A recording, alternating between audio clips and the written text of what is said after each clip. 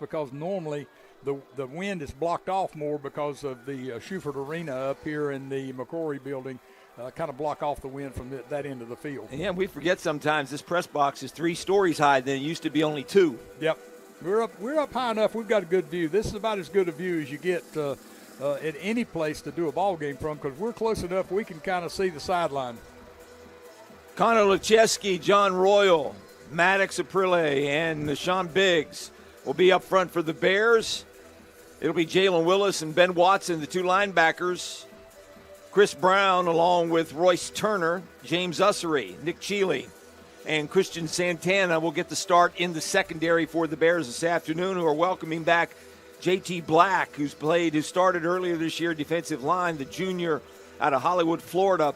He is coming back from injury. He's expected to be back in action today. And Chris Brown, as you mentioned last week, leads the team in interceptions with 4 and 41 starts. This is his 41st start as a LR Bear, so that's pretty much of a veteran unit in the secondary. They're going to be tested, especially up the middle, Jack, because Wingate does like to run the football. The Bears are without Andre Jefferson, so I'm sure they're going to test the middle of the football field. Well, they do a couple of things and they do them well. One, they run the football, and number 2, they throw play-action pass off of the run look, and that makes them awfully tough to defend.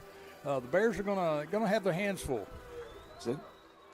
Simmons with the kickoff, rolls down inside the 5, bobbled a little bit, picked up at the 5 to the 15, 20, 25, then upended over the 20, 22-yard line. Good stop by the Bears. 14. Yes, it was. Good stop by Lenoir-Rhyne that time. It was Jordan Burrell. Yeah, he's been in on a lot of tackles on the special teams. He's making a name for himself just as a special teams player. He's listed as a linebacker at 6 feet and 205, a red shirt senior from Columbia, Blythewood High School, right out there right off of Interstate 77. Been by it many times. O'Brien Barnett and Ethan Wallace are the 2 running backs behind the quarterback, Brooks Bentley, sophomore out of Venice, Florida. Yeah, they use the tight end kind of as a wing, and they'll use him as a blocker. Quick pass over here, and it's caught. Wow. And again, that's McCray, the Bear killer from a year ago. He gets about 15 on the first play to the 40, and a quick pass and a first down for the Bulldogs. Wow, I don't know what they were in right there, but the corner over there looked like Chris Brown, number 3.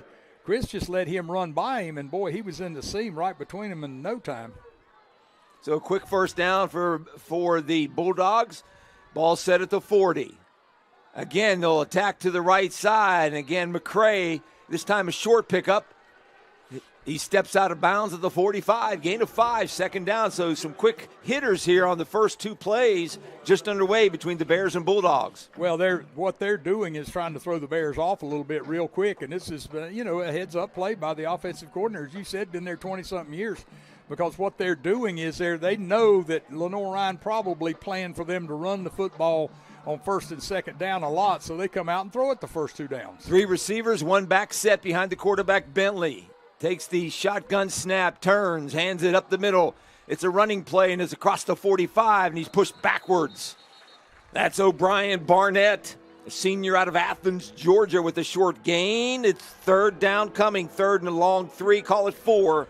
3rd and 4 for the Bulldogs here on their first possession. One of the things they showed on the first couple plays, too, that they threw the football is they have worked really well on these little short pass game. They threw that little quick out, and they threw that little seam route, both of them in which Bentley got rid of the ball quickly. So let's see if they go to the little short. They're bunched up over here. Look for a little quick out or a quick turn-in by one of these receivers over here. Trips left. He drops the snap.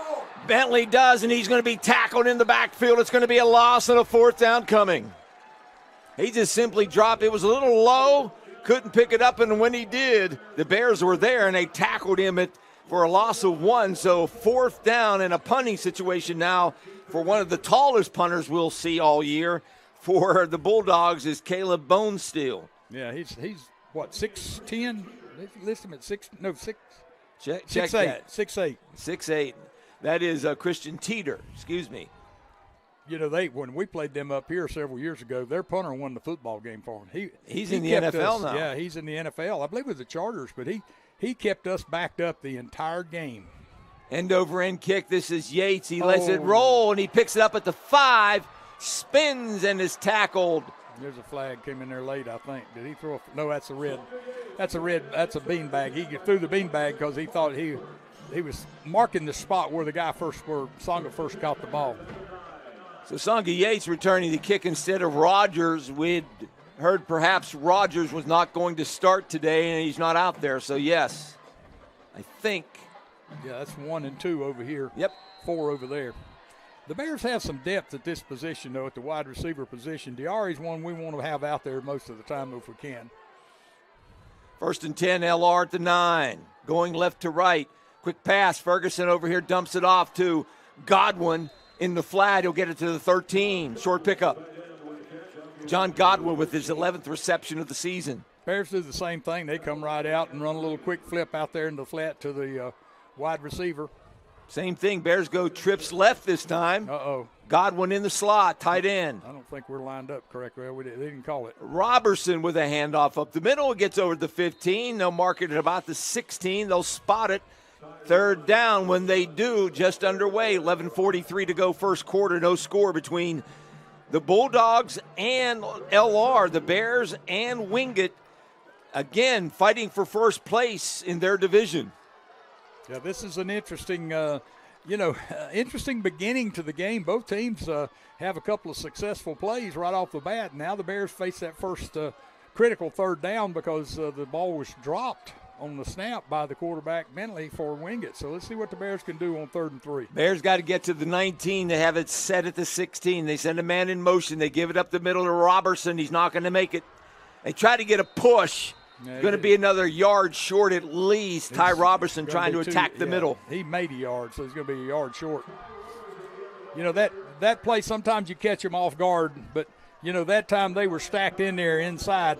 That's the play I would really rather see anybody, not just Lenoir-Rhyne, but these teams run a little more angle to the side where a guy has the ability to break it outside if he can, because once you hit straight ahead, if there's not a seam, then you just run into a pile and there's nowhere to go. Stuart Simmons averaging 39 yards a punt, steps into one, end over end kid, and it does. It gets a good LR bounce to the 40, takes a roll. Inside the 40, they'll mark it at about the 36. Get out of his face, 26. Jeez, whiz, what are you doing? Run down there and get right in the guy's face there. He was asking for a penalty. Wow. So it's going to mark it at the 36, their second possession. Wingate gets it. No score here. Underway, 10:18 to go. Game's underway around the SAC. Emory and Henry and Mars Hill got underway as well. That's a big game in the other division. Tusculum and Virginia Wise just getting set to kick it off as well. Later, it's Catawba at Barton, Anderson at Carson Newman. 1st and 10 now. Still one back. It's Barnett in the backfield to the right of Bentley. Takes the snap, dumps it off to the right. It's a completion over the 40 to the 42. That was number 19 that caught that ball coming out of the backfield. Is that the backup? Pugh. Xavier Pugh. Yeah. Redshirt freshman out of Raleigh and Millbrook High School. Yeah. He's listed as running back, 5'10", 210. Picks up 5, 2nd down. Bentley signals to take the snap. He does. Hands it to the right-hand side. Again, this is Barnett. And the Bears push him back. Barry got back to the line of scrimmage. Barnett, and a good tackle that time by one of our player profile, Ben Watson, number 22, out of Newton Conover with the stop there. 3rd down and 4. That was good team defense right there. There were a bunch of guys after him real quick. As you said, Watson probably got credit for the tackle, but there were about 4 other guys right there helping him out. That's the way the Bears have to play good defenses. Get a lot of people around the football in a hurry. J.T. Black in there, the junior defensive lineman, wears 0. He's on the right-hand side. The Bears are rush 4. 3rd down. They send a man in motion, McCray. Bentley takes the snap, looks downfield, dumps it off in the flat on a crosser. He's going to make the 1st down. And pushed out of bounds is Xavier Jackson. As I remember, I could be wrong, but I remember when we first started seeing that play, it seemed like Elon was the team that ran that. Not Elon, excuse me. Wingate was the team that ran that play a lot. They just ran two guys across, one way, one the other. They run all the way across the field, and he has to throw the ball about 3 or 4 yards, and then the guy runs for the first down. It's a heck of a play. The Bears have used it themselves. And they get it to the 49. First down for the Bulldogs. They hand it up the middle to Barnett, spinning his way over the 50 and into LR territory down to the 45. That's a gain of 6. And that's exactly what they'd like to do, come out on first down and pick up 6 yards with a running play right up the middle. This is what they want to do. They want to throw the ball short, keep the ball in play. They want to consume clock with the running game and make first downs, move it down the field, and then when they get into the red zone, they put points on the board. Barnett averages 6 yards a carry this season, 400 yards rushing. He got 6 that time, second down. Going under center for the first time. 7:52 to go, no score. He bobbles the snap, he looked like it, and Barnett takes the handoff from the quarterback Bentley and goes up to the 43, gain of 2. Third down coming. See, that's the same play, run from a different formation. They snap the ball to the quarterback, then he steps around. Now he's handing the ball to the running back about 2-3 yards from the line of scrimmage instead of catching the ball 5 yards deep and handing it to him when he's 6 or 7 yards deep. The play hits a little quicker when he's under center. And it sets up the play-action pass. Another third down coming, 3rd and 2 now for the Bulldogs. Bentley, the quarterback, standing at his own 48. Turns, hands it off. Nope, it's a pass across the middle, complete. First down, that's McCray inside the 30 where he's tackled at the 26-yard line, and a first down. Not before, though, Whitmire on the stop for the Bears in the secondary. Great play call. That's good scouting right there. They lined up in a formation. They only had the 2 guys on that side eligible. Everybody else was up on the line of scrimmage. They were lined up for a power run to the right on 3rd down and short and just ran 2 receivers. One went out, one went in, and, boy, he was wide open when he came to the inside. But we had everybody committed toward the run. Linebacker Brody Bradburn out of Douglasville, Georgia, getting some action now at outside linebacker. Here's a running play. This time a short gain for Corey Seamer, the Fred T. Ford High School product out of Newton. He gains maybe a yard, 2nd down and 9. Was he a starter last year? Wasn't he a starter? He was a starter last year. Yeah, Bentley, not Bentley, the other running back, what's his name? Number 6. Yeah, Barnett. Both of them are seniors, but he seemed to be the guy that's been taking over more of the carries this year. Seamer played his high school ball for Fred T. Ford. Goes in motion this time. There's a quarterback draw. Bentley slides down to the 20.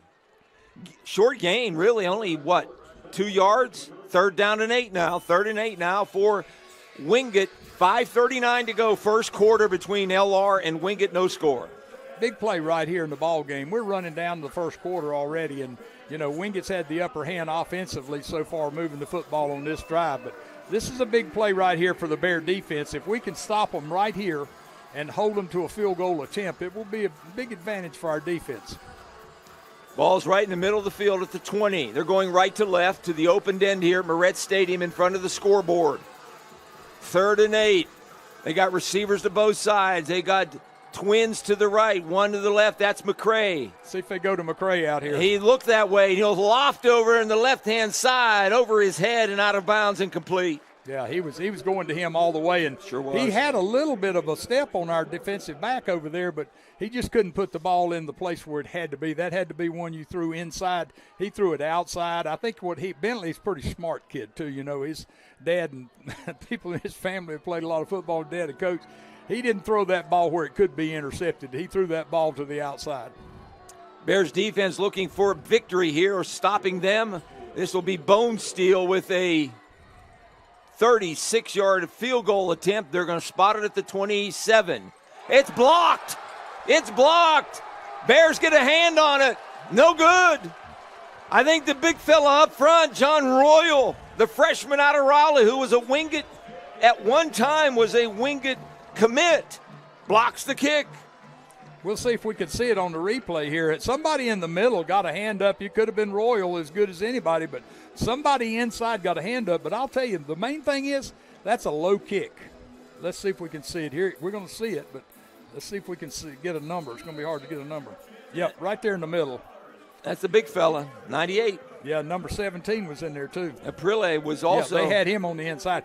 But that ball was low. That ball was not kicked high. And by the time that ball gets to that place on the line of scrimmage, it's got to be higher than that. That's just a low kick. We talked about it in the pregame. Got to have some special plays on special teams. Bears got one that time. 1st and 10 at the 20. Ferguson will throw it on first down, zips it over here, slings it to a wide open receiver. That's McDaniel. He picks up 11 and a first down for the Bears, their initial first down of the afternoon. Nice throw, nice catch. That's worked out as well as it could right there. That was excellent timing. Got 1 yard beyond the first down marker. 4.5 minutes to go, first quarter. No score, Bears and Bulldogs.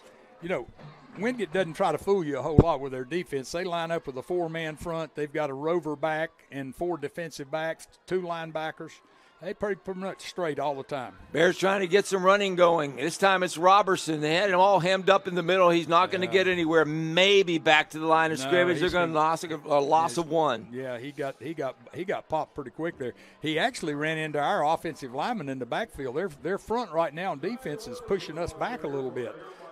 You can allow a little of that when you're pass blocking, but when you're run blocking, the worst thing you can get away with is a stalemate at the line of scrimmage where your guy and their guy are just standing there right at the line of scrimmage in contact. But we're getting pushed back a little bit right now. We can't have that. 2nd and 11. Robertson comes off with an injury to his leg. Back to pass. Robertson across the middle. Ferguson. He gets a short gain, maybe 2 yards. Maybe back to the original line of scrimmage. They'll mark it at the 31, so 3rd and 10 as Jameer Fox, the running back, checks in.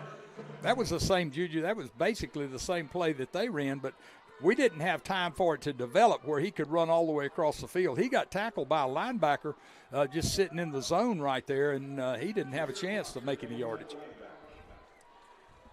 3 minutes to go, first quarter, no score. See, it's a 4-man rush. They had a 4-man rush last time. They rely on these front 4 to do most of the work for them, run and pass. Bears will throw it. They'll send 4 men out. Ferguson will fire it, and his arm is hit as he threw it, and it's going to be incomplete. Yeah, he had number 7 right smack dab in his face, and that's a guy I don't even see on there. Marquise Fleming. He's their star player, though. Oh, wait a minute. 8 tackles and a sack last Marquise week. Fleming, yeah. I'll tell you what, he was in the face. He was all over our quarterback.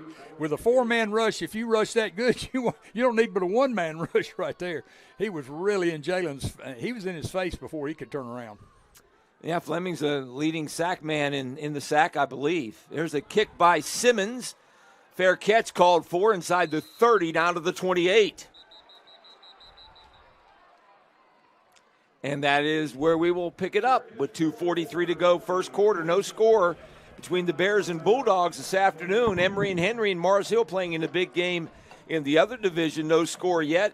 Tusculum and Virginia Wise also just underway. Again, this offense for Wingate comes in, averages 30 points a game. And we'll take a quick timeout. Let's take a timeout, TV timeout. Pay some bills. We'll be right back with more. Stay with us. This is the Bears Sports Network.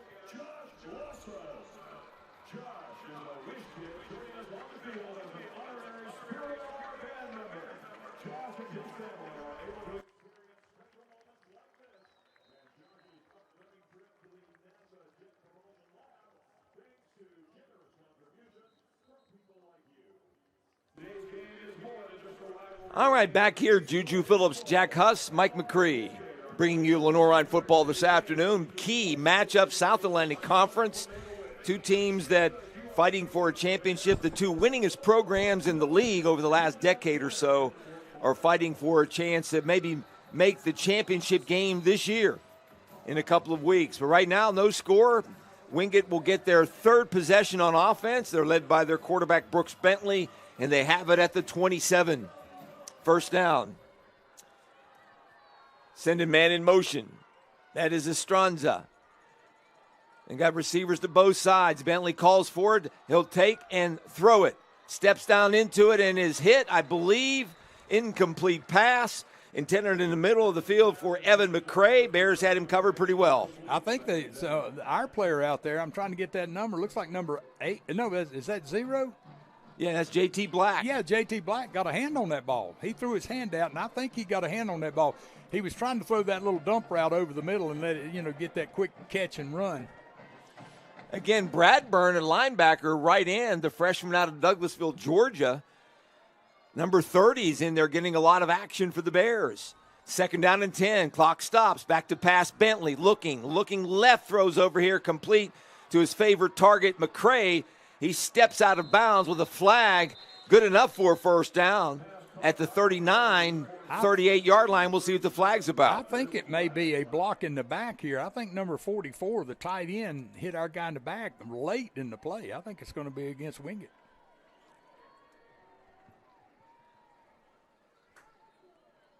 See if it's a clip or a block in the back. I don't know. They call them the same thing pretty much.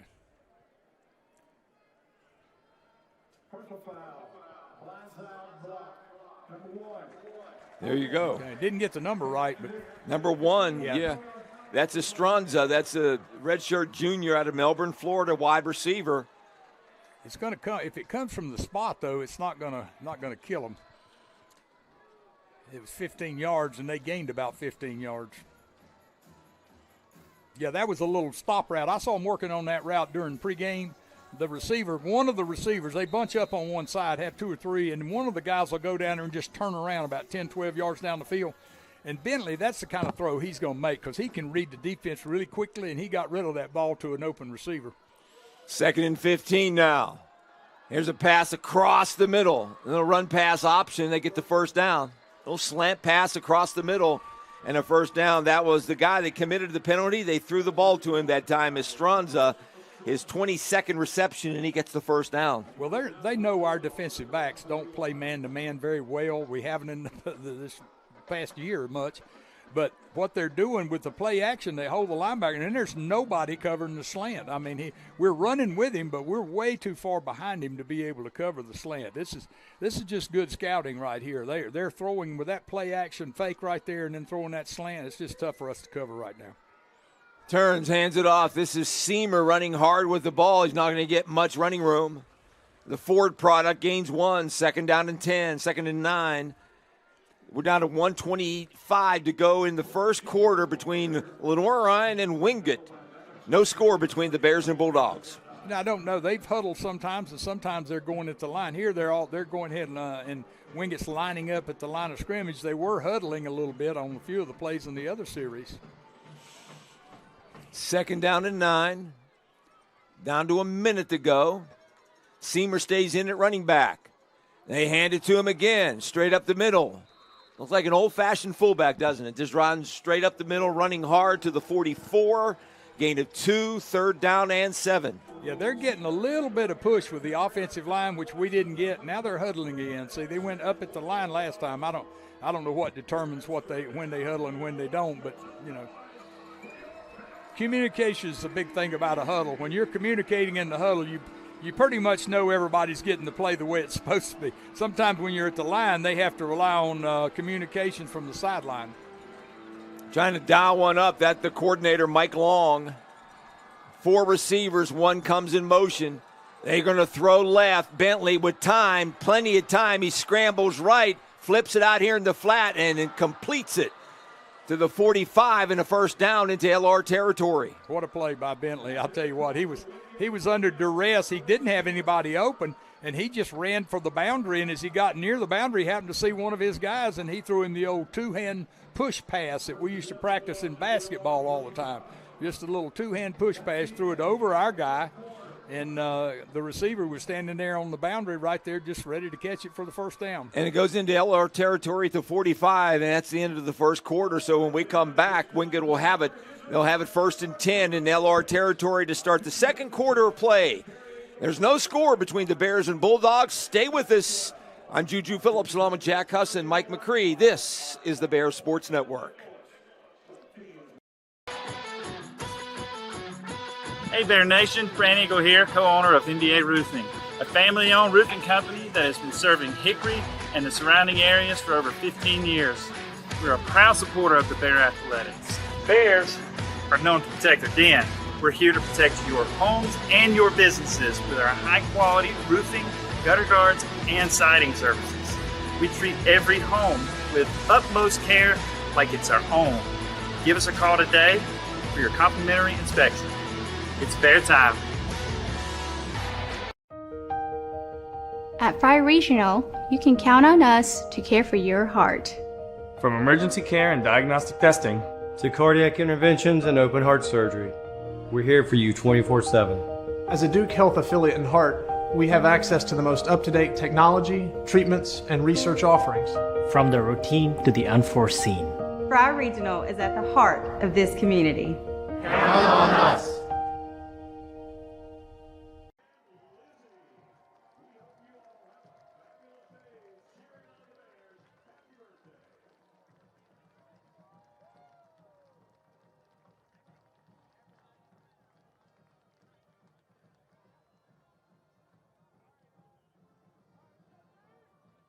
Quarter of play between the Bears and Bulldogs, South Atlantic Conference, and you look at the stats in that first quarter, not much happening. Yeah, this is the exact game that Wingate hoped to play. They ran 19 plays for 104. The Bears ran 7 plays for 19 yards. Here's a deep pass down the sideline. It is caught and out of bounds. Yep. Out of bounds. Bears had good coverage that time on the receiver, Jackson, who was covered neatly down there by Brown. Bentley was under some pressure as he fired it away, incomplete. 2nd down and 10, stops the clock. Again, no score. Bears and Bulldogs. Beautiful afternoon here for football in the 1st of November. You know they're going to try that. Yeah, you know, they've tried it a couple times already, Julian. We know people are going to try to do that. We covered that really well. The ball was thrown to the outside just a little too far. He had no chance to catch it in bounds. Bentley. Quick pass across the middle, and it is complete to the big tight end, Matt Flanders. 6'4", redshirt junior. Little, I don't call it even a jump pass. We used to run that play all the time with Wishbone. We'd fake the fullback and then pop the tight end. That was a read right there by Bentley. See, that's the kind of things that Brooks Bentley can do. You can give him mental things to do out there. They say, okay, you ride that fullback, and if they don't cover the tight end, we didn't cover the tight end. He split out a little bit, and we didn't cover him. He just ran down the field, at about half speed, and boom, the ball's right in his hands for a nice gainer. And 6'4", big enough target. It gets down to the 30. 1st and 10 now. Wingate sends a man in motion, trips to the right. They run left, but the Bears stop. The back that time is Ethan Wallace. And he's going to get barely back to the line of scrimmage again. Good stop over there by a couple of different Bears. Brody Bradburn, that defensive end, along with teammate Ben Watson in on the stop. 2nd down and 9. Bentley, last year I thought he was the difference maker for Wingate, and he is already in this game. He's made 3 plays in this game. I mean, they maybe didn't look super sensational, but they kept drives alive and got first downs for Wingate when they needed them. 2nd down and 9. Again, a pass. They'll float it to the receiver, McCray, who was running a flag in and out. He was open. Boy, he had Chris fooled completely. What they did, and that was the old slant and go.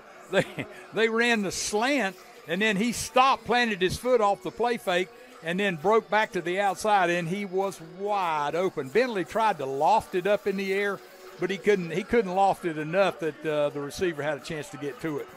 But that was a great play call, and that was a play designed on, okay, we're going to hit the slant pass 4 or 5 times early in the game, and then this is when we're going to get down in the red zone. We're going to use that play right there in the red zone. McCray caught the game winner last year, that 75-yard touchdown in the closing minute to pull out a win over the Bears. 3rd down and 9. Seamer in there. He's to the left of the quarterback. Bentley takes the snap, looking right. Under pressure, goes down. And there's a sack. Perfect sack coming off the corner. One of the Bear defenders that time for the sack. Sean Whitmire. Yeah, it Sean was. Whitmire. Bears brought on the blitz. I'll tell you one thing. Give our coaches a lot of credit. I have never seen that play. I hope we can see it on replay, Juju. He was following the motion man, and then he stunted from the other side. He followed the motion man across. I don't know if we're going to have the replay on it, but I'm going to tell you what, that's one heck of a play.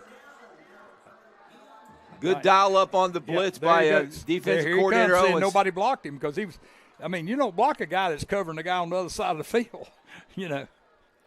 So that's going to force a punt now by Teeter. He's standing at his own 45. You got to be heads up right here, too. They're going to kick it to the right corner, obviously. They're going to take a 5-yard penalty. Yeah.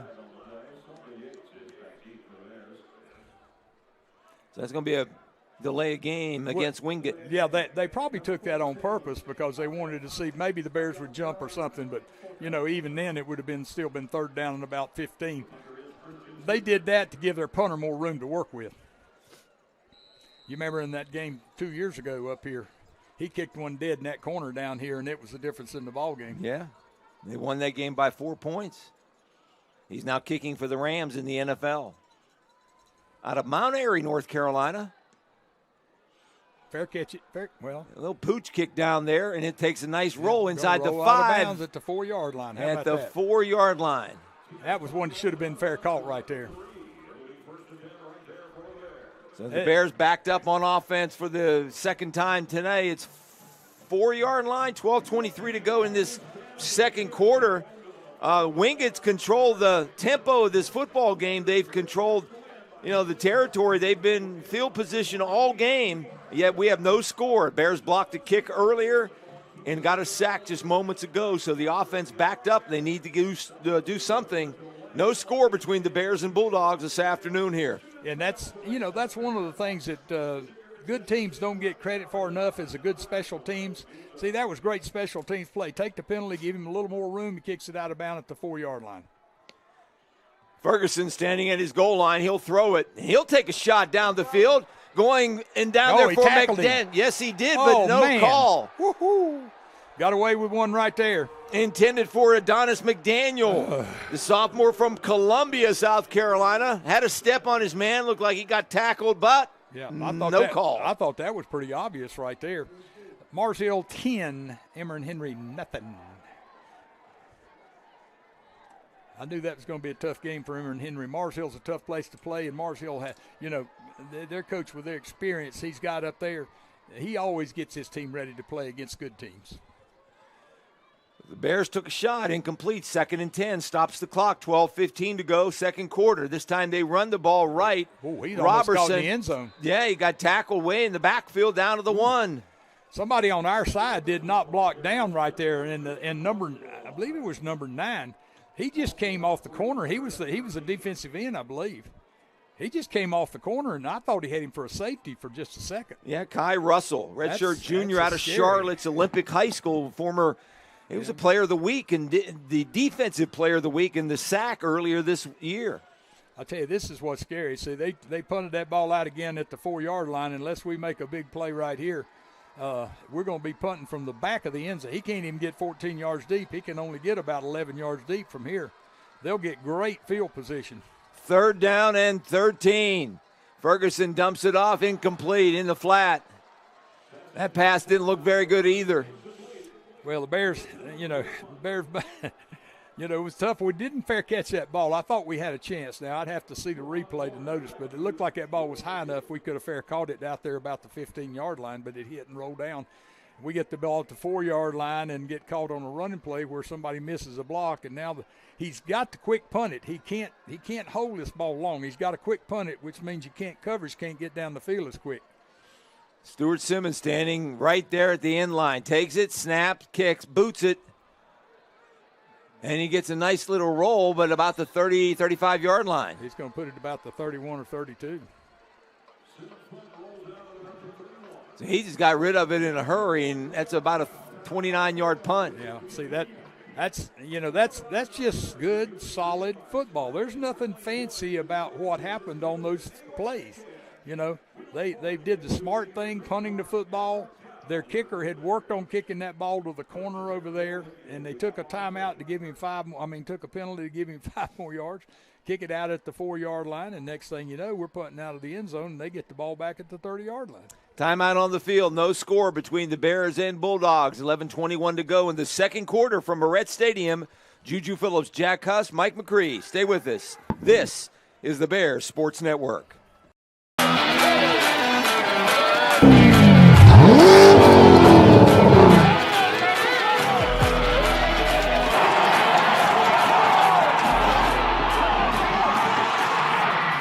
Hey Bears fans, Dave here with Everett Chevrolet Buick GMC Cadillac, your local hometown dealer since 1967.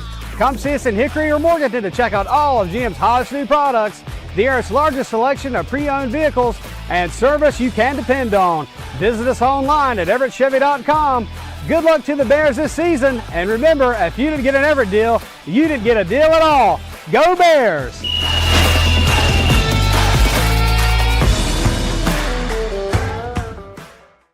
Paramount Kia in Hickory. We want to see you driving a new Kia or, hey, a quality pre-owned Kia. We've got a huge selection of new and pre-owned Kias. You got to get to Paramount Kia in Hickory, Highway 70, ParamountKia.com.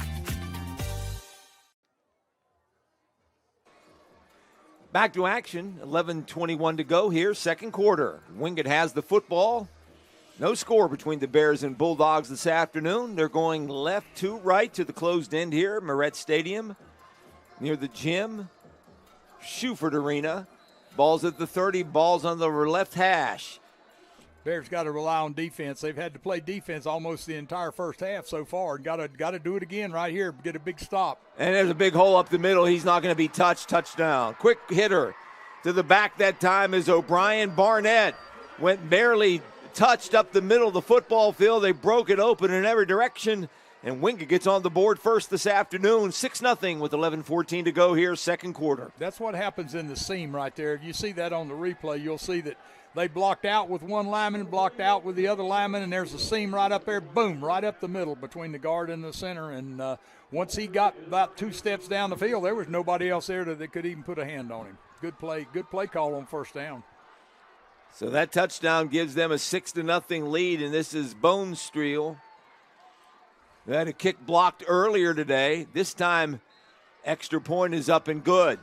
So the first play after the exchange of possessions, the ball's right at the 30. They take it 30 yards in, and a touchdown with 11:14 to go. It's Wingate 7, Lenoir-Rhyne nothing. This is the Bears Sports Network.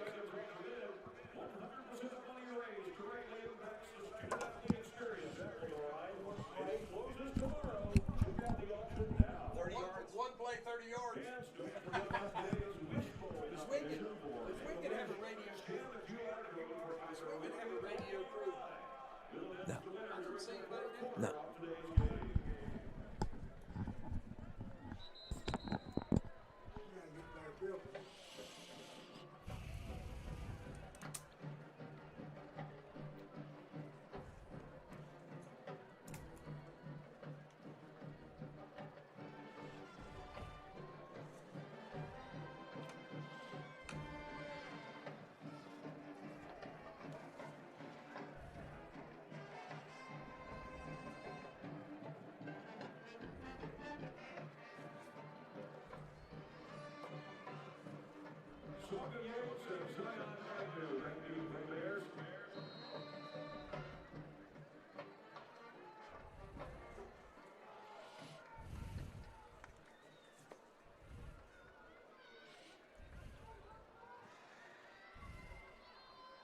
Seven 0 Wingate on top after the kickoff. Bears get the football at the 20-25. And that is Yates on the return.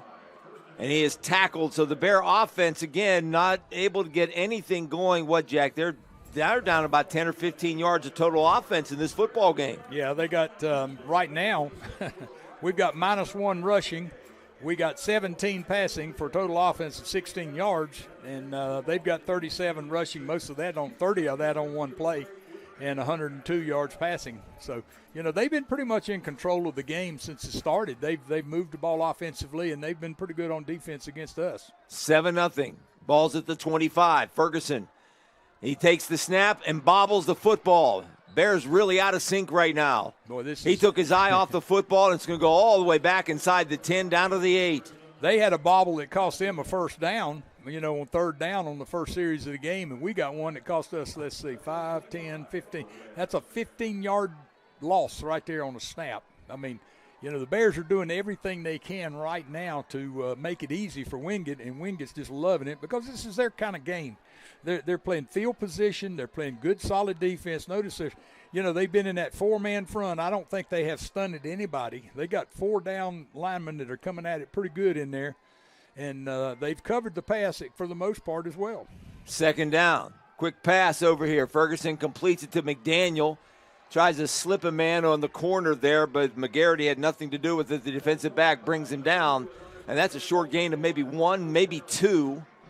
Yeah, you're third down and long now for the Bears. Yeah, you're trying to get the ball out there to a receiver with some speed, Adonis McDaniel, and hope that he can catch it, break a tackle. If he breaks a tackle, he's going to run for some good yardage. But, here again, they've got us right where they want us, our backs to the wall, and we're going to have a 50-yard punt and cover on after this play, assuming we don't pick up 20 yards. Third down and long, 3rd and 25, 9:45 to go, second quarter. Bears backed up. Ferguson will throw. Takes a step or two. It's a screen pass across the middle. This is Yates. And he is round up and knocked out of bounds. Way shy of the first down. Barely over the 15. Maybe the 20. Is it close? Nope. It's going to mark it about the 17-yard line. Yeah. And no gain, hardly a gain at all, maybe a yard. Well, that was it. We had 2 good smart play calls by our coaches. We're not going to throw the ball way down the field and give a chance for an interception. But Wingate, on the other hand, is doing what you're supposed to do. Let them catch the ball underneath like that and then make the tackle, and that's exactly what they did. So we need a big punt and a big cover right here. Bears cannot run the football yet this afternoon. Simmons standing back at his own 3. Can't throw it very well either. Hit the ground. End over end kick, not a good kick, and rolls out of bounds at about the 50-yard line. 48, make it the 48-yard line. That's going to be about a 35-yard kick for the Bears and Simmons, and that is where Wingate will get control of the football again near midfield. That side of the field's been tilted all first half here. Yep. Wingate's been leading it field position-wise on the clock, stats, and everything. But it's only 7-0. Yeah, that's about as good as you could expect to get the ball out beyond the 50-yard line. But now we need a 3-and-out desperately right here. And this is where, again, Wingate, they don't hurt themselves. They play football and play smart football, and they don't hurt themselves. You're going to have to beat them. Bentley taking the snap. Play action across the middle, throws it behind the receiver. Intended over there for Estranza. Covered by the Bears that time, Nick Cheeley. I tell you, we got to be careful down there. We got too many guys that like to do kind of little stuff there. Cheeley got in a little pushing contest with that guy. That's the last thing we need. Officials are probably going to understand this game and how big it is and let you get away with a little bit, but you can't pick up those 15-yard penalties, for personal fouls in a game like this. They can be too devastating. 2nd and 10, stops the clock with 8:47 to go, second quarter. Wingate has it near midfield, 48-yard line. They send a man in motion, and Stranza comes back in motion. Pass again, flag down. Bentley steps in the pocket, throws it incomplete. Over here on the far flat, intended for the back, but it was short. We'll see what the flag's about. It's an incomplete pass. 3rd down coming. We'll see what the penalty is. I think it's against them. Yeah, he's asking. I think the motion guy moved up toward the line before the ball was snapped. Put 2 guys in motion, maybe. Yeah. Do you give them another down, or you get them 3rd and 10? They refuse the penalty, so it's 3rd and 10. It's going to be 2nd and 15 or 3rd and 10. I believe I'd rather have them right here where we got them, 3rd and 10. Bears are starting to get a little bit more pressure maybe up front on the quarterback. They got a sack earlier. Well, they missed 2 passes on this series. Bentley missed a guy open there, would have come back, but he missed that slant pass. That's the first time that slant pass he missed on 1st down. The guy was open, and he missed him. Back to pass. Bears don't bring any pressure this time. They flip it out here to the back, who slips and falls shy of the 1st down. That is Xavier Pugh on the catch. Short gain to the 48 of LR, about 6 yards side of the 1st down. One thing about it, you knew as soon as he slipped down that Wingate was going to punt that ball.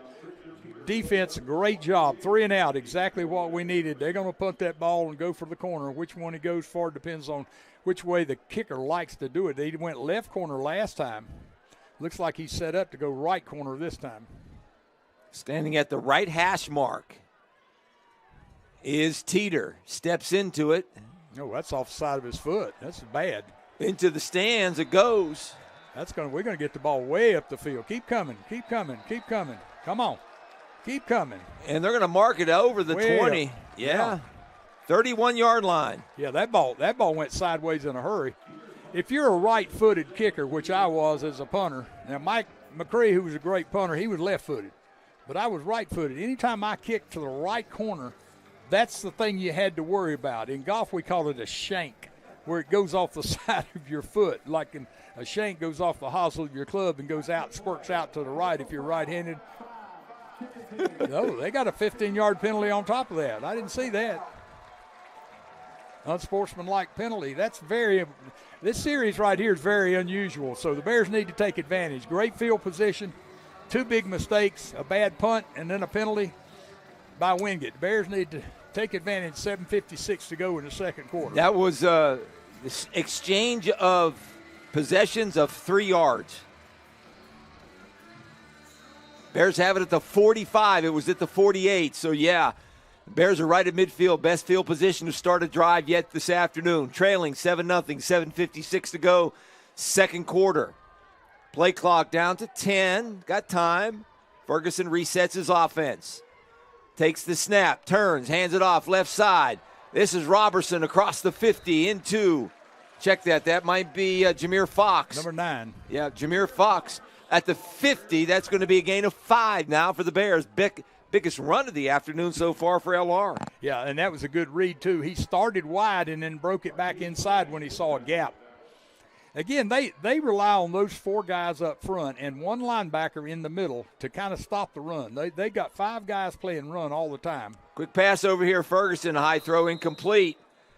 Intended for McDaniel. He tried to get rid of it in a hurry, and he did. It wasn't the exact pass. It was a little bit high and wide. Yep. Stops the clock, 3rd down and 5. Had that ball been down where it should have been, that would have been a first down. Yeah. And that puts the Bears right back into another 3rd down situation, which, we haven't had a lot of them, but, we haven't turned one into a big play yet. This is a 3rd down play the Bears need to pick up.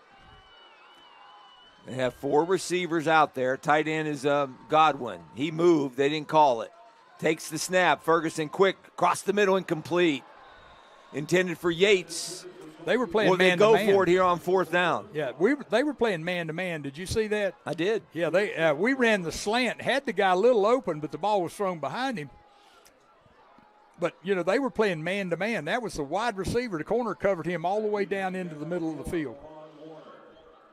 And that's going to be an incomplete pass. Again, Bears playing without their leading receiver, D.R.E. Rogers, who did not play yet today. Bears have minus 11 rushing yards because of that 15-yard loss we got. Simmons with a kick. That's a great one. Nice end-over-end kick, fair catch called down near the 10. That's a 46-yard punt by Stuart Simmons, and that'll back up Wingate to their worst possession of the afternoon. They'll mark it at the 11. They'll spot it with 7:12 to go here, second quarter. Wingate on top of the Bears 7-0 in a punt fest here this afternoon. This is the kind of game that Wingate, this is the kind of game they're used to playing. They don't play a lot of high score. Their 2 high-scoring games were against 2 teams that they beat pretty easily, Wise and Barton, which are, right now the 2 teams that people could probably score a bunch of points on. But, they play games like this, 24-21, that kind of thing. And, they've got total yards right now of 143, and the Bears have 13. Our defense is really held up, except for one play. Our defense has held up exceptionally well. Again, this Wingate defense came into this game, timeout Wingate, giving up 11 points a game, and they've shut out the Bears thus far. They get a quick timeout. Let's step aside. Your score with 7:12 to go, second quarter. It is Wingate 7 and Lenoir-Rhyne nothing. Back with more. Stay with us. This is the Bears Sports Network.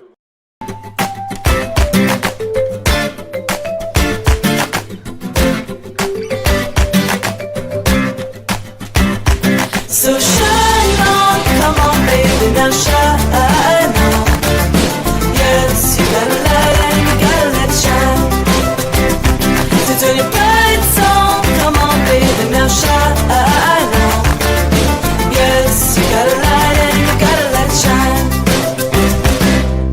If you play hard, if you use your feet to chase fitness goals, if you stand all day at work. Introducing True Energy Infrared Technology Socks. These may be the best socks you ever wear. Our yarn is infused with infrared nanoparticles. Your body's natural heat ignites these tiny particles, producing infrared energy that improves circulation and stimulates cellular recovery. It's not magic, it's rocket science. The perfect sock for your active life, for fitness, performance, recovery. Proven innovation to ignite your true energy.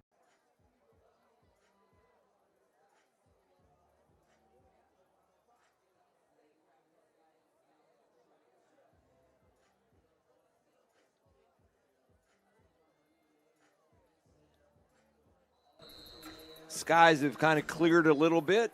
Temperatures in the upper 60s, low 70s. Wingate has the football, leading 7-0 at the 11-yard line. 1st and 10. They hand up. It's across the middle. It is caught. Faked me out. That's McCray, the receiver, up over the 32-yard line. They held it to that running back, Jack. I thought it was a running play. Their linemen stayed in. They didn't go down the field, and they completed a nice pass. You know how many receivers they had out on that play? One. Him. They lined up in the power run formation, had one receiver. He ran all the way across the field, and the play fake was so good when he pulled it out, the receiver, he ran all the way across the field. And every time they do that, they get that guy pretty well open. And here's another running play. This is Barnett off the right side, off tackle. Athens, Georgia product, gets about 7. Little angle right there, too. And, again, now give Bentley a lot of credit because that was a run-pass option. If he wanted to, he could have left that ball in there and let the guy run with the football, but he saw the receiver crossing the field, and he knew he was going to be open when he got over here, so he just held the ball for a good while and then all of a sudden pulled it out, and there he was streaking across the field. They've run that play several times and had good success with it. So in 2 plays, they're out beside the shadow of their goal line, now to the 39 of LR. Quick pass over here, screen to the receiver, McCray, and he breaks the tackle, 1st down 50 to the 45-40. They're finding their favorite receiver, Evan McCray, the Raleigh, North Carolina redshirt junior, had a great game against the Bears a year ago, and he got him into Bear territory now at the 43, 44-yard line. McCray's having a day, too, and we missed a tackle out there. I believe that was Santana that missed him, and when you miss a guy like him one-on-one in the open field, I'm surprised he didn't get more out of it. He's hard to tackle. 1st down now for the Bulldogs. Trying to stretch their leads, leading here 7-0, 5:28 to go. 2nd quarter here at Moret Stadium. Send a man in motion. Turns it, hands it off again to McCray, and he is met by Watson. Right in the hole there at the 44, gain of 1, 2nd and 9. Ben Watson, who led the team in tackles a week ago against Limestone. You heard him on the pregame show with our own Jason Savage with a nice stiff arm tackle that time. Yeah, that play looked like it had a chance to break for a little bit of yardage out here, and Ben Watson did a great job coming across and filling that gap. And, boy, when he hit him, he stood him straight up and took him backwards. So they gave him no gain, 2nd and 10, maybe a loss of 1. Yeah, the Bulldogs have been really good on 3rd down, 2nd down long passes. They're going to run it this time. They keep it up the middle. And he squirts through there. Yeah. And, again, that's the back. We saw him earlier, Pugh. He may gain about 7. It's going to be 3rd and short. They mark it, spotted at the 37. He's got to get to the 34. Boy, I'm telling you what, that was a pretty good run. We had him stopped. I thought he maybe gained a yard, and the next thing you know, he comes out of there stumbling, but picked up about 6 or 7. That put it down in 4-down territory, too. If they can run the ball right here. Now, this is a formation again. See, they look like they're set up for a power run over this way. But this is where they fake that run and hit some of these passes out here to these wideouts. And there they come, and he throws it high and incomplete. Bears brought pressure off the corner. I tell you, we just can't cover McCray. He was open. If we hadn't got to the quarterback quick enough, that's exactly what they did. They put the 2 receivers out here, Juju. Did they call a penalty? Yep. Where? Down there when he hit him before the ball got there. I thought maybe he got hit. That's why the ball floated. No, he did. Oh, that was an awful call. But it was pass interference. No. I thought he got there. Now, I'd have to look at the replay to be sure, but I thought our guy got him before he got there. But the thing about it, every time they've lined up in the power formation, they've run the same thing. They fake the run, and they throw it down the middle on a slant. That was no worse than Oh, it was. McDaniel got tackled earlier. I'll agree with you on that 100%. We should have had one too, but, here again, we can't cover that, or we have not been able to this point cover that one play. It's a power formation right. Looked like we're going to run the ball. Here it is again. See? Look over here. Got two tight ends on the same side. We can run it over here, or we can throw it to either one of these two guys out here. They're only a two-man out, and they can keep 7 in the block. And here's a pass that's kind of bobbled by the quarterback, and he completes the pass. And that goes to Diego, check that, Jalen Wallace on the reception. McCray's coming back in, though. He's the guy that's making all the plays for them right now. He's really making plays. He's catching the football. He's getting open, but he's making good yardage after he catches. We're down to 3:30 to go, second quarter, 7-0 Wingate. Driving to have it at the 23, second down and 10. Bears need a stop here, rolling clock, 3:20. Bentley, the quarterback, takes the snap, hands it right, no running room this time. Bears stuff him, Barnett. Again, Watson in on the stop, Aprile down there on the line as well. Good stop by the Bear linebackers, Jalen Willis. Good gang tackling that time, third down and long. Yeah, different scenario right now. Let's see how they line up. On run pass downs where they could do either one, they've gone to that strong formation. I don't know if they would do that on third and long. Let's see. No, they're going to go to a traditional. They got 3 on one side, 1 on the other. No tight end. Bentley, the quarterback. The back is to his right. That's Barnett. He sends a man in motion. Ball's on the right hash. Back to pass. Bentley looking right. Under pressure. Throws it incomplete. Boy, the Bears brought him in. That's a great job. Willis has got to get out of there. I'll tell you what.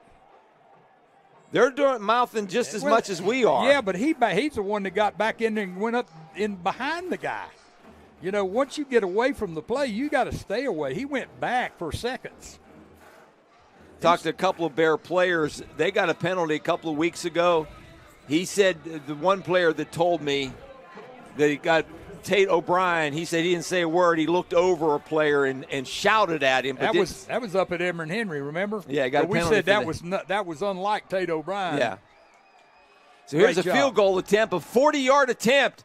It's no good. Wide right. He missed it wide right. You're right. So the Bear defense, again, they have stiffened and hardened here this afternoon. They've been totally controlled in this football game, but it's only a 7-0 game. Offense has got to wake up here. 2:22 to go before halftime, down only 7. Great time to do it with 2:22 to go. In the first half, this is Emory Henry's pretty much dominated. Mars Hill 17-0. And I got to say, the crowd's not into it either here today for some reason. I don't know. Our student section down there has been pretty good when they've been down in front of them. But there's nobody standing. Well, there hadn't been much to cheer about except the defense. They cheered the defense pretty good right there coming off the field. They did. Back to pass, Ferguson. This time he dumps it off in the flat. It's complete, but barely back to the line of scrimmage. Is that Diari? Nope, he's not playing. I'm telling you, he's not going to be out today, I think. I'd heard he's going to be at least the first half, if not the whole game. Well, he did warm up. I wouldn't think if they wouldn't have had him out there warming up if he wasn't going to play at some point. We'll see. You might be right. It might Second be and 10. Timeout, Bears. It's a 2-minute timeout. 2-minute warning. 2-minute warning. And we'll step aside. Bears have the ball. It's second down and 10. When we come back, LR trails 7-0. This is the Bears Sports Network.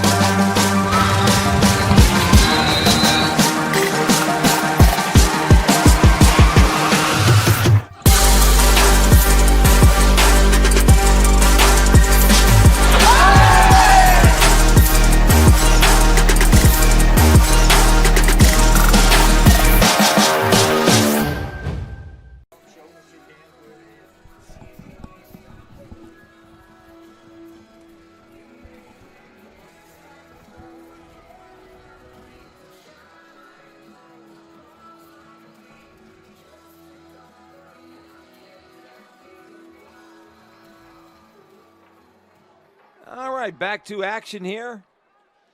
2-minute warning, 2-minute timeout. Bears trail 7-0. They have the football. Defense has played a heck of a first half. 2nd down and 10. Ball's at the 23. Empty set for Ferguson. Throws it over here. It is dropped. Intended for the back that time. That's Jameer Fox. I tell you, the Bears, this has been about a bad half as the Bears could have possibly had. To be 7-0 right now is amazing. And what I hope we can do is pick up a couple of first downs and run the clock out. I'm not even worried about scoring right now. I want to run the clock out. If we go in 7-0, chance to regroup, we're still in this ball game. And a chance to do it and get the ball to start the second half. Stops the clock with 1:56 to go, 3rd and 10. Ferguson in the shotgun. We'll throw it.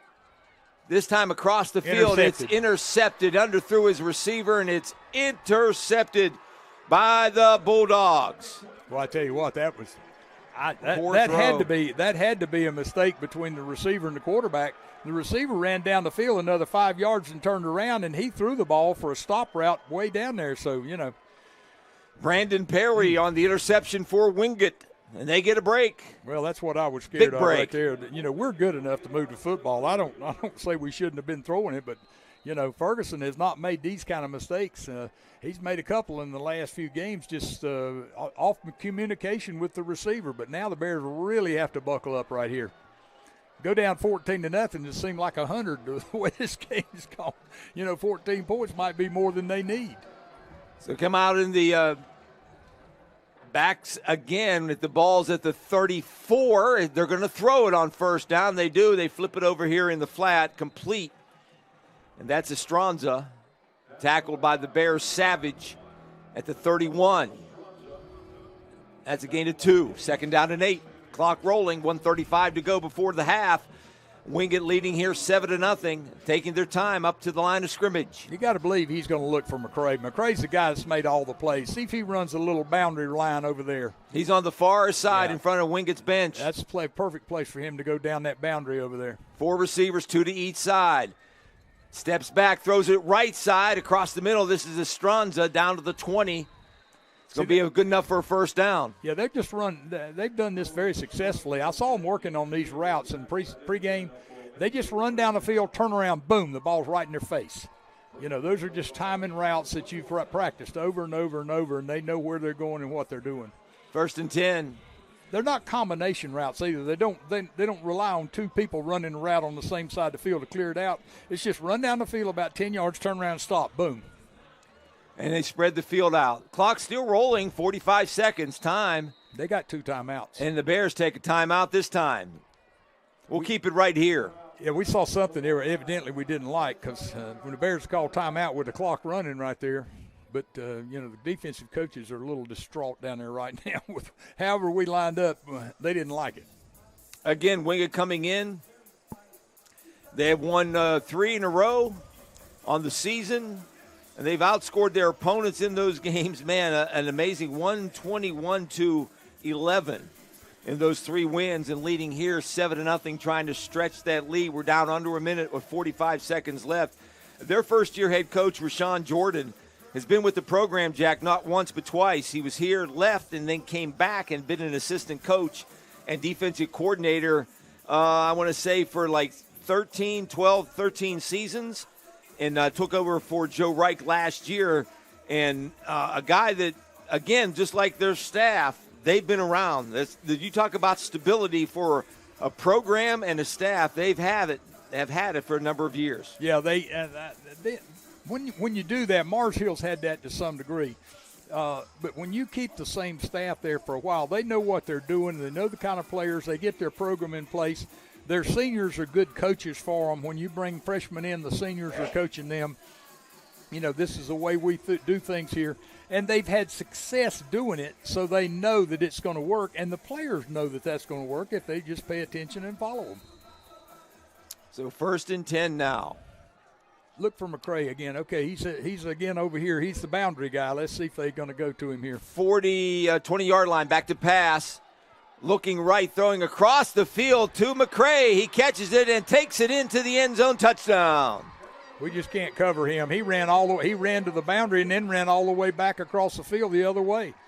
And you got a guy that Bentley. I mean, that's a great quarterback play right there. He ran out of the pocket to the right, and he saw McCray going back to the left. And of course, the Bears just shot themselves in the foot right there with an interception right before half. So it's 13-0. Bentley finds his favorite receiver, McCray, who killed the Bears last year in the final minute on a 75-yard touchdown pass.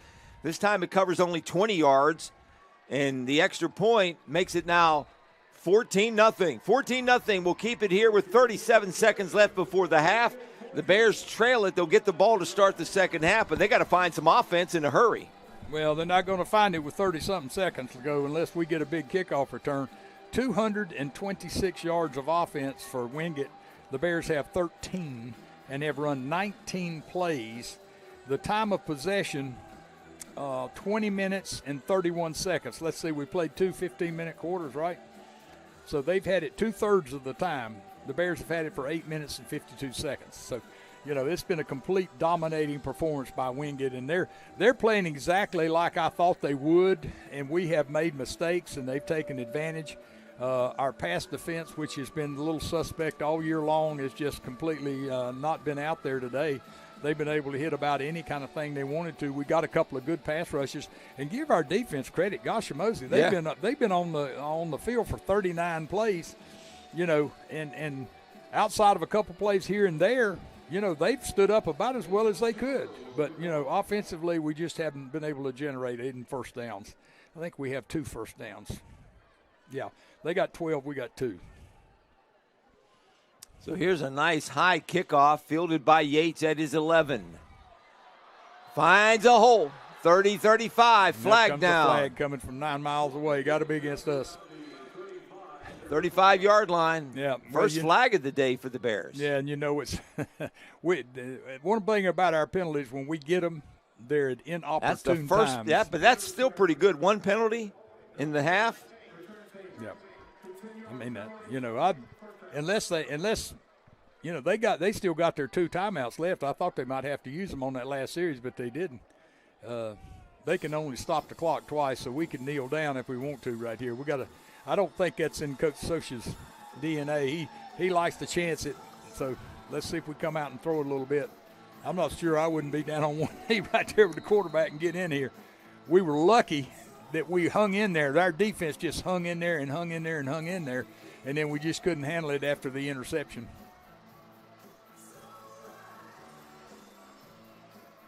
So the Bears will get it at the 20. See what they do with 29 seconds left. It looks like they're going to spread them out. Well, 2 receivers to both sides. It could be a handoff, though. It's going to be a short, quick throw. You can count on that. And the pass is complete to the tight end. Simmons breaks a tackle, gets the first down over the 30-31-yard line. Yeah, the Bears have 3 timeouts left. Or, excuse me, they have 2 timeouts left now. That's right. We used one on defense a while ago. So first down for the Bears. Their second, maybe, first down of the first half? Second or third? Third. Third timeout. Third first down. 21 seconds left. Ferguson will take the pass. He'll drop back, and pass is batted down. He was throwing backwards. I mean, he was backing up and throwing the football. Didn't set his feet at all. Yeah, he was going to throw that ball to Zion Agnew coming across. That was that little flat route, behind, barely across the line of scrimmage. He was going to catch it and let him see if he could run with it. They can't run the ball. 17 seconds here. See, I just hand it off. Yeah, Wingate's they're going to let you throw underneath. They just want to make a tackle when you complete it. Ferguson down the middle of the field, broken up, nearly intercepted again, intended for Yates. Yep. Is that McCray? He's not playing defense, is he? No. That's the same number. I tell you what, he's been all over the place. His stats are going to be pretty phenomenal for the first half. Yeah, same number 2. That was Daquan Mosley, redshirt senior out of Atlanta, Georgia. Yeah, and that was real close to a pick 6 too. I turn and hand it off. 12 seconds left. Ferguson will be in the shotgun. Standing behind him now is Brenton. He hands it to Brenton, who's upended to the 35. And a timeout with 7 seconds left. That's probably calling timeout. Yeah, I started to say, was that Wingate call timeout? Yeah, it's 4th down. That was Wingate call timeout. Yeah. That's a smart play, too. Make them punt the ball.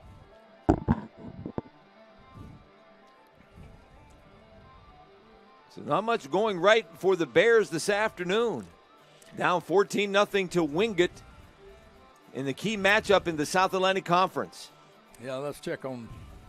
Last score we had, it was Mars Hill on top of Emory and Henry, 17-0. It's 17-0 with minute 37 to go in the half. And I looking at the schedule, I sat there last night and looked ahead for a couple of weeks at everybody, and I thought this was Emory and Henry. If they were going to have a stumble, this was it. Mars Hill at Mars Hill is a tough contest, and they're down 17-0. Doesn't mean they can't come back, but that's tough. Let's see what we can find out here. I don't see. Well, I don't get anybody. Well, there was a 2 o'clock game, though, wasn't it? Who was it started at 2 o'clock? Tusculum and Wise. I don't see any scores on if I use the SAC. How's Penn State doing? 14-10 last I saw. What is it, Mike? Still 9-0. 14-10, Ohio State over Penn State. Okay, 14-10. It's in the third quarter, about 12 minutes to go. Timeout Bears. They didn't have enough guys out on the field, so we'll keep these last 7 seconds are taking about 7 minutes. Well, they called timeout, and then we had to call timeout because we weren't prepared somehow or another to have enough. 2, 4, 6, 8, 10. I count 11 coming in there, Jude. One just ran out on the field, number 28. Oh, did he? Okay. 29.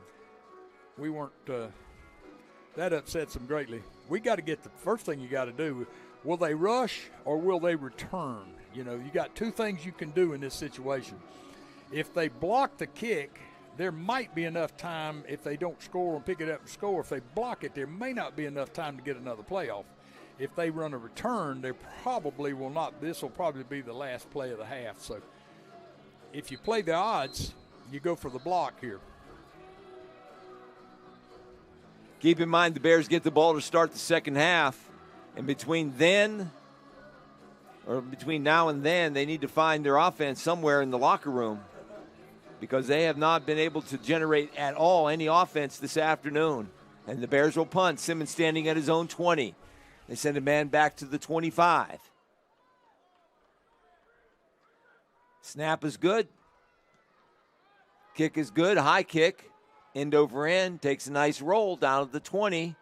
That's the end of the half, too. End of the half. That's a nice kick all the way down to the 10. So that'll break it up at the halftime break as we go to the locker room. Wingate on top of the Bears. It's been all Bulldogs. It's Wingate 14, Lenoir-Rhyne nothing. We'll take our halftime break. Come back with more. Stay with us. This is the Bears Sports Network. Chapman Cattle Company, we believe quality food starts from home. Well, maybe not your home, but ours. Our cattle and hogs are fed with wholesome and safe feed, and that's the way it's always been. Our family has been growing cattle in Taylorsville, North Carolina since 1967. We offer both beef and pork and a whole selection of homegrown meats. So if you want to try some for yourself, visit us on Facebook or Instagram or call 828-514-0526.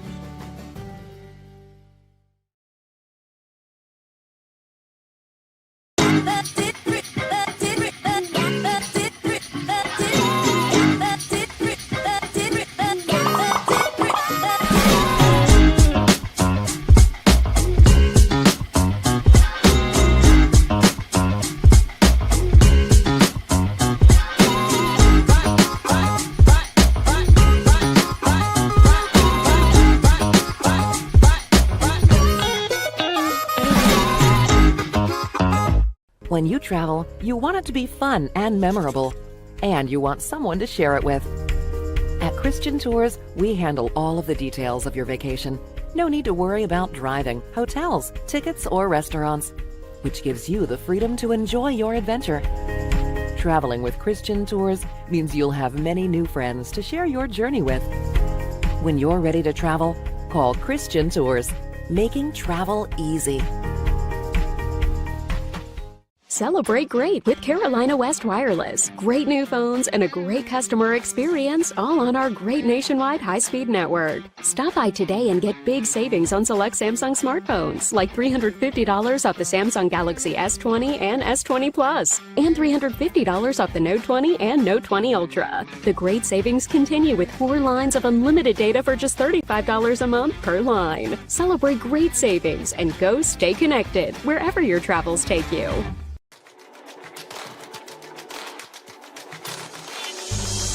Excellence, integrity, care, curiosity. These are the values that define who we are. A community of thinkers, competitors, and achievers passionately pursuing the path of a purpose-driven life. Because at Lenoir-Rhyne University, we are called to greatness. We are LR.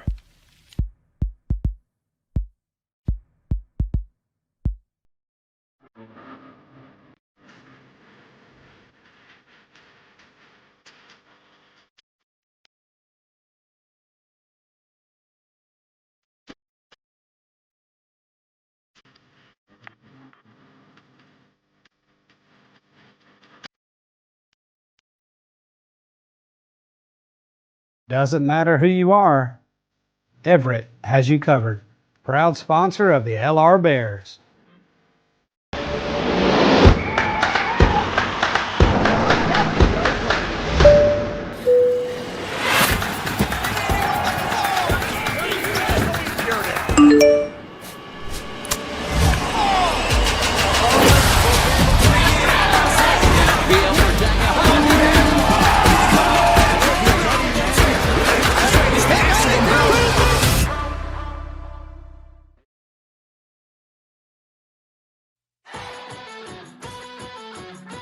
Hey Bear Nation, Fran Eagle here, co-owner of NBA Roofing, a family-owned roofing company that has been serving Hickory and the surrounding areas for over 15 years. We're a proud supporter of the Bear Athletics. Bears are known to protect their den. We're here to protect your homes and your businesses with our high-quality roofing, gutter guards, and siding services. We treat every home with utmost care like it's our own. Give us a call today for your complimentary inspection. It's Bear time.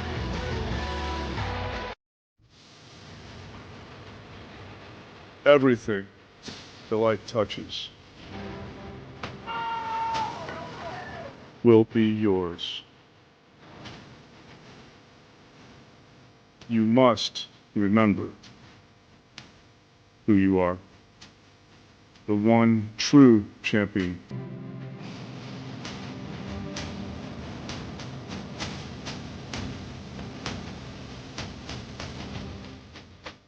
We are LR.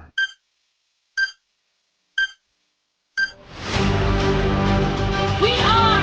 We are. We are. We are. We are LR. We are LR.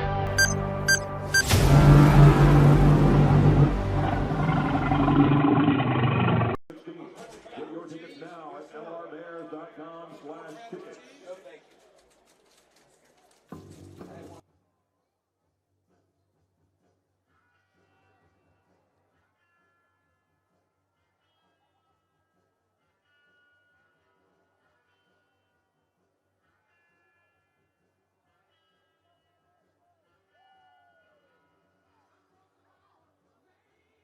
This game playing out just exactly like I thought.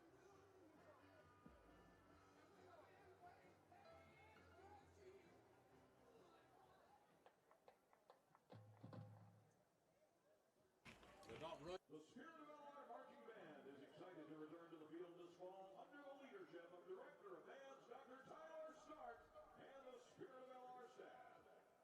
Soloists featured include Shaden Dellinger, Joshua Burgoyne, Lincoln Vernon, Aaron Holler, Carlos Basile, and Mary Slagle.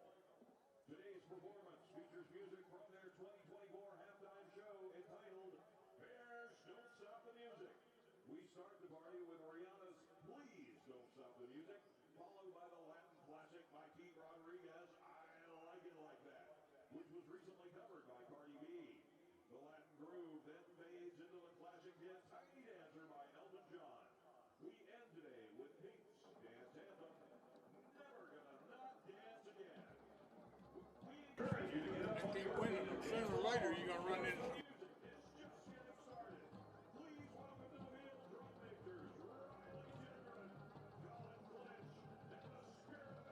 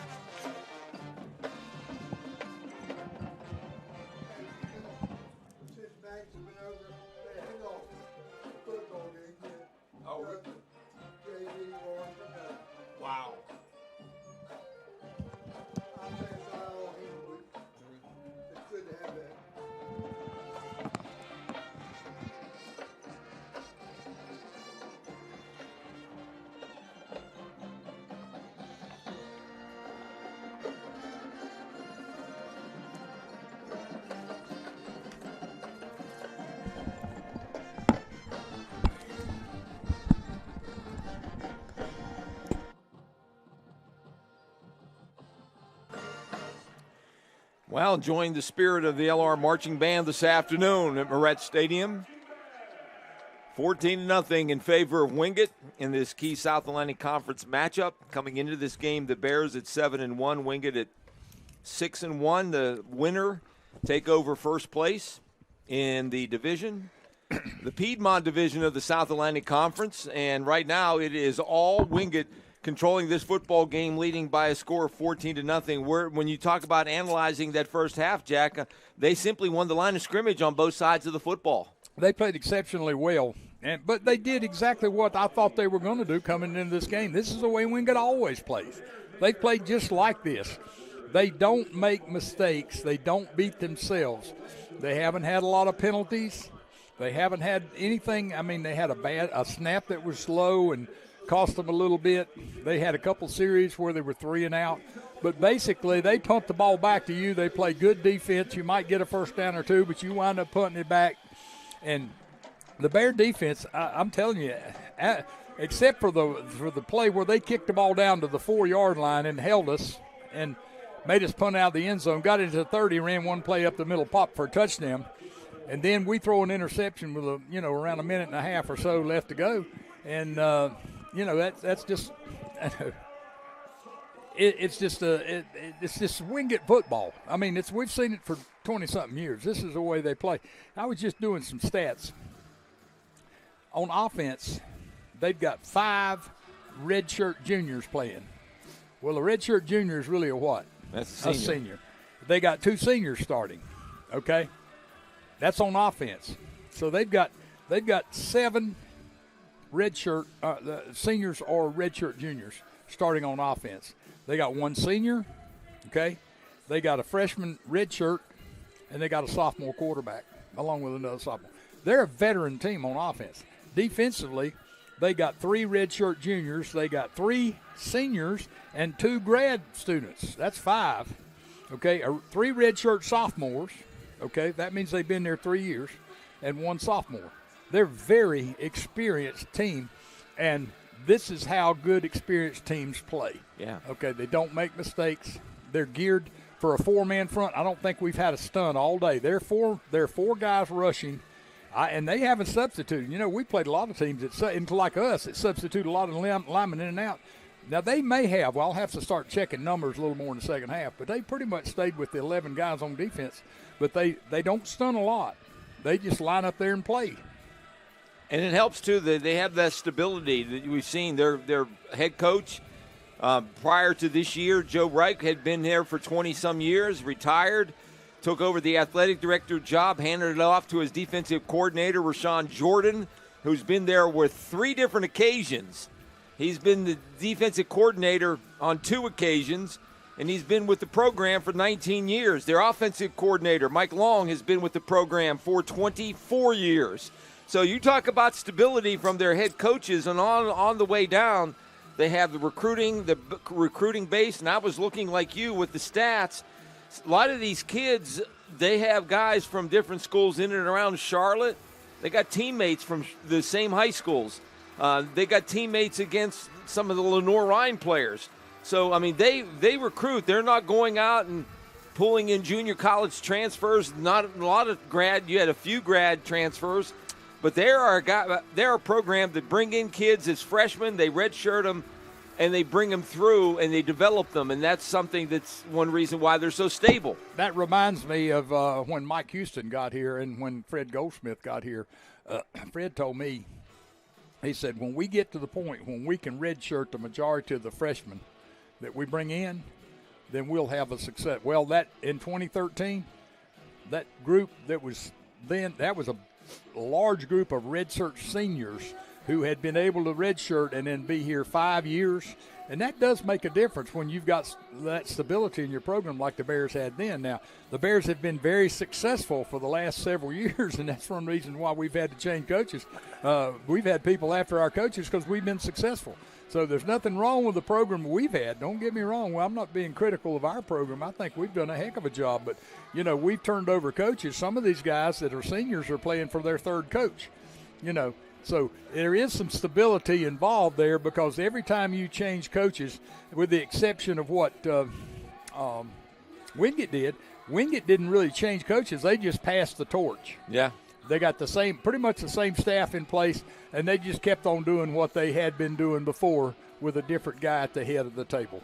I think when you make as many different moves and changes that LR has made, 5 coaches in 10 years, eventually you have the continued success, but like you said, you run into teams or a program that's like we saw in Harding last year. That program had been around for 12 or 13 years, running that same kind of offense, and their entire coaching staff were Harding graduates. There was one guy on the staff, I remember. Yeah. There was one guy on the staff that wasn't a Harding guy that hadn't played there and or coached there before, whatever. So, there's a lot to be said for that. Now, with the NIL and the transfer portal, it remains to be seen how this will affect Division II level as well as we know it's greatly affected Division I, okay, already. But we don't know how it's going to drift down to Division II other than the fact that we got 2 or 3 players playing at other schools that would be starting for us today, an offensive lineman at Mercer, a running back at Mercer, a wide receiver at Mercer, defensive back at Wake Forest. I mean, we got guys playing in other places. Limestone top running back. You told me last week, remember, he's at Jacksonville State now and rushed for over 200 yards two games ago. I mean, some of the D2 schools are going to be giving up players, And we'll see how that affects Division II. You're going to have that, and I think the extra COVID years this is the last year of the COVID season, if you want to talk about that, because those guys you were talking about that went to Mercer, they graduated already and had that extra year, and they decided to go elsewhere and play their one final year of college football. And but we noticed with Wingate, they've kept most of their guys, their quarterback, their running backs, and they've developed those guys. Like McCray last year, is he redshirt junior, as you mentioned. Big play guy last year, had that big play against the Bears. Their running attack seems like they always have a 2-headed monster. They always have 2 guys. They got 3 this year with Corey Seamer, who's been in the program. He's a senior from Fred T. Ford High School. Again, they are a program that, unlike many others in this league, unlike them, Jack, they get guys in and they develop them. Yeah.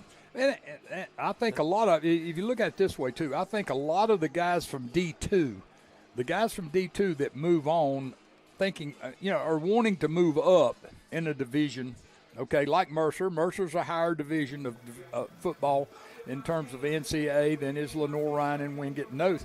But you'll see wide receivers, you'll see quarterbacks, you'll see maybe a pass rusher. You're probably not going to see too many defensive linemen and interior linemen moving on. You're going to see more of the special guys that have the ability to with speed and quickness to affect a game on a one-to-one play basis. You know what I'm saying? Where they can go out and make a difference for a team with their speed and quickness and ability.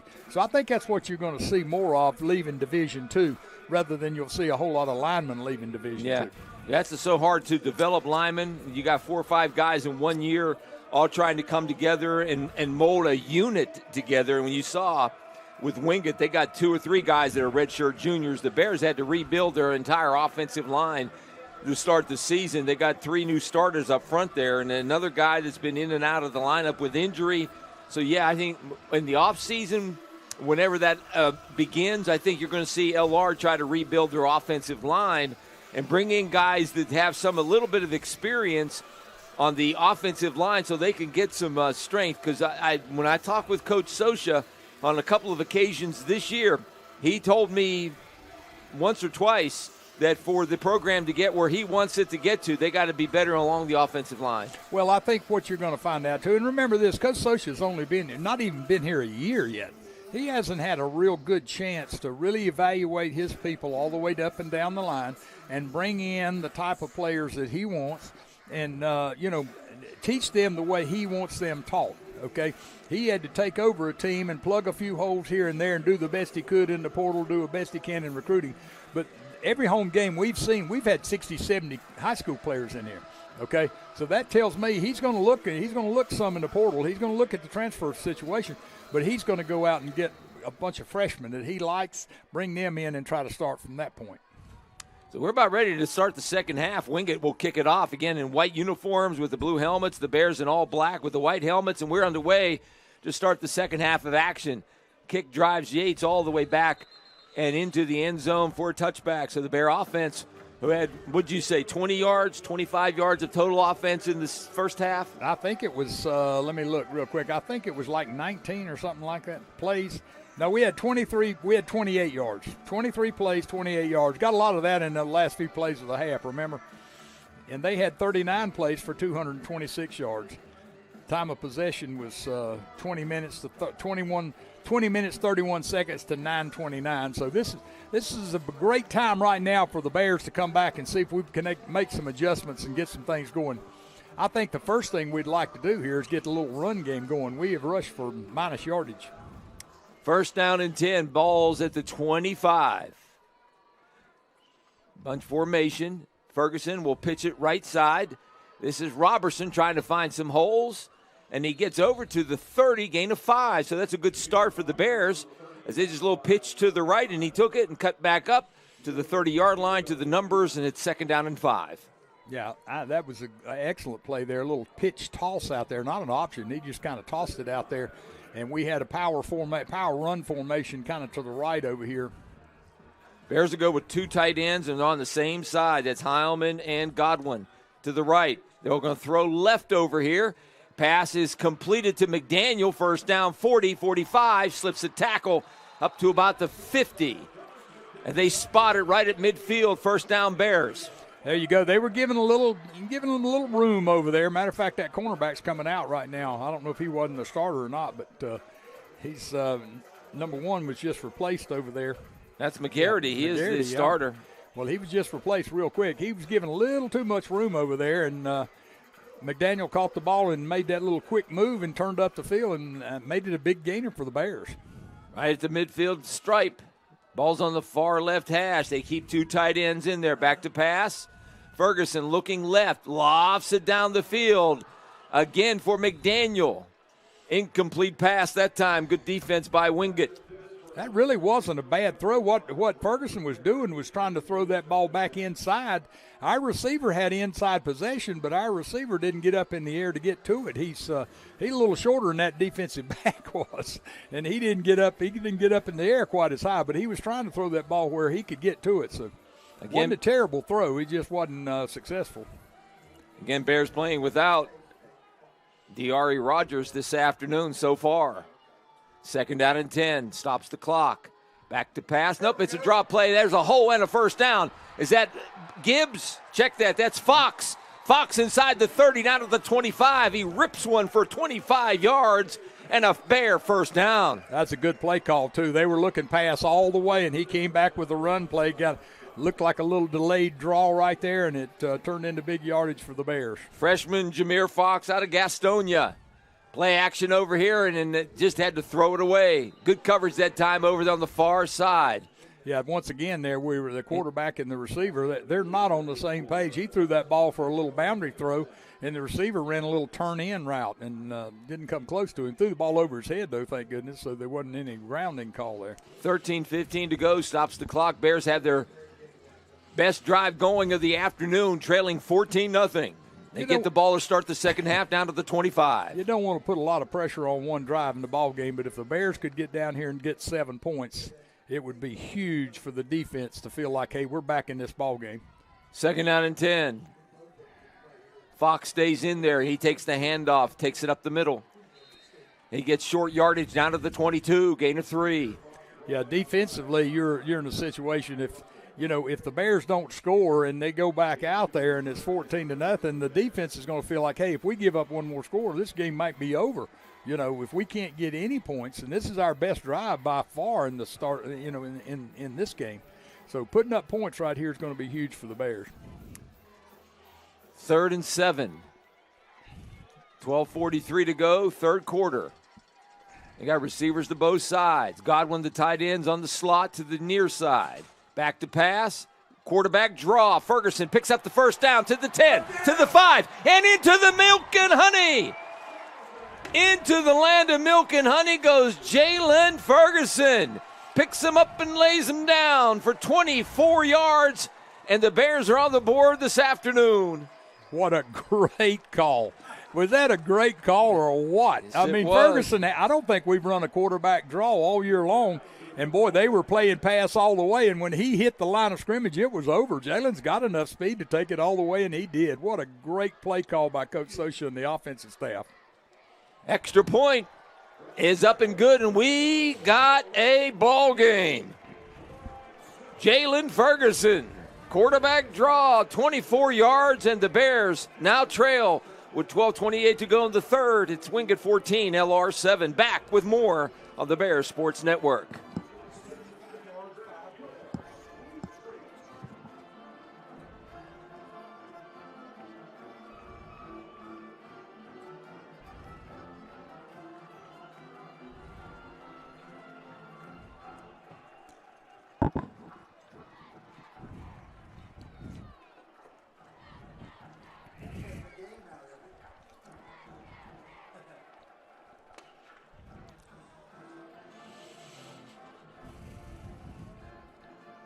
That drive started at the 30 or the 25? He kicked it in the end zone. Yeah, 25. Okay.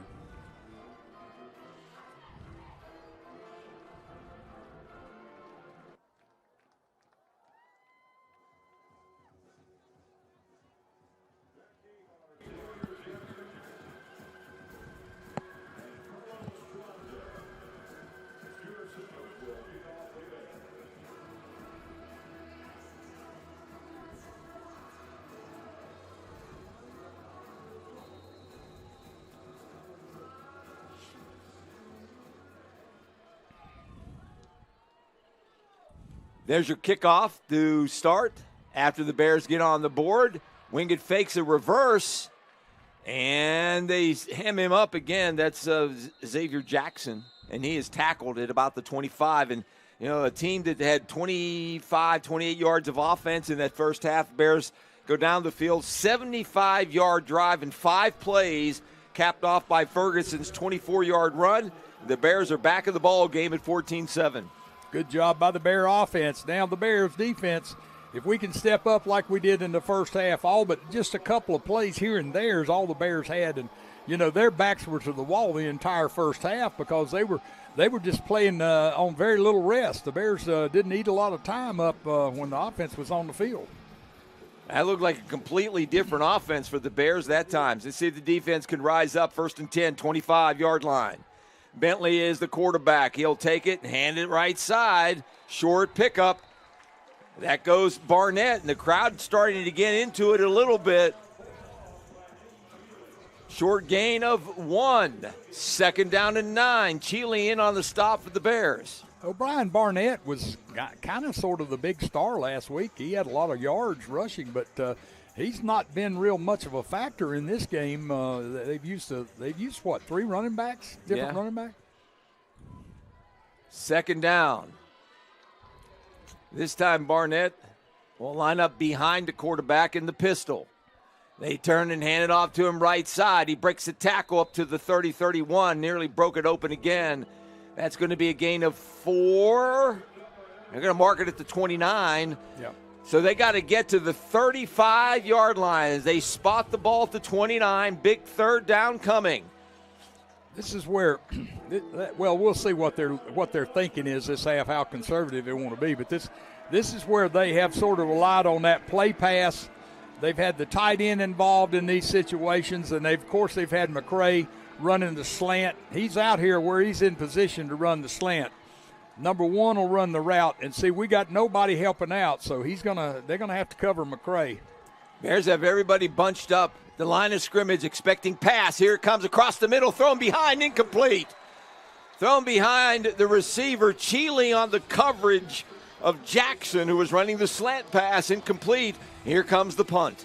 Yeah, they had a feeling it was going to be the slant, but they went to another receiver there and had McCray kind of as a decoy out here to the outside. So Bear defense comes in there and gets a 3 and out. So let's get the ball back. Momentum has jumped into Moretz Stadium all of a sudden. The Bears have it right now and a chance to grab it some more here, down 14-7 with 10:50 to go in the third.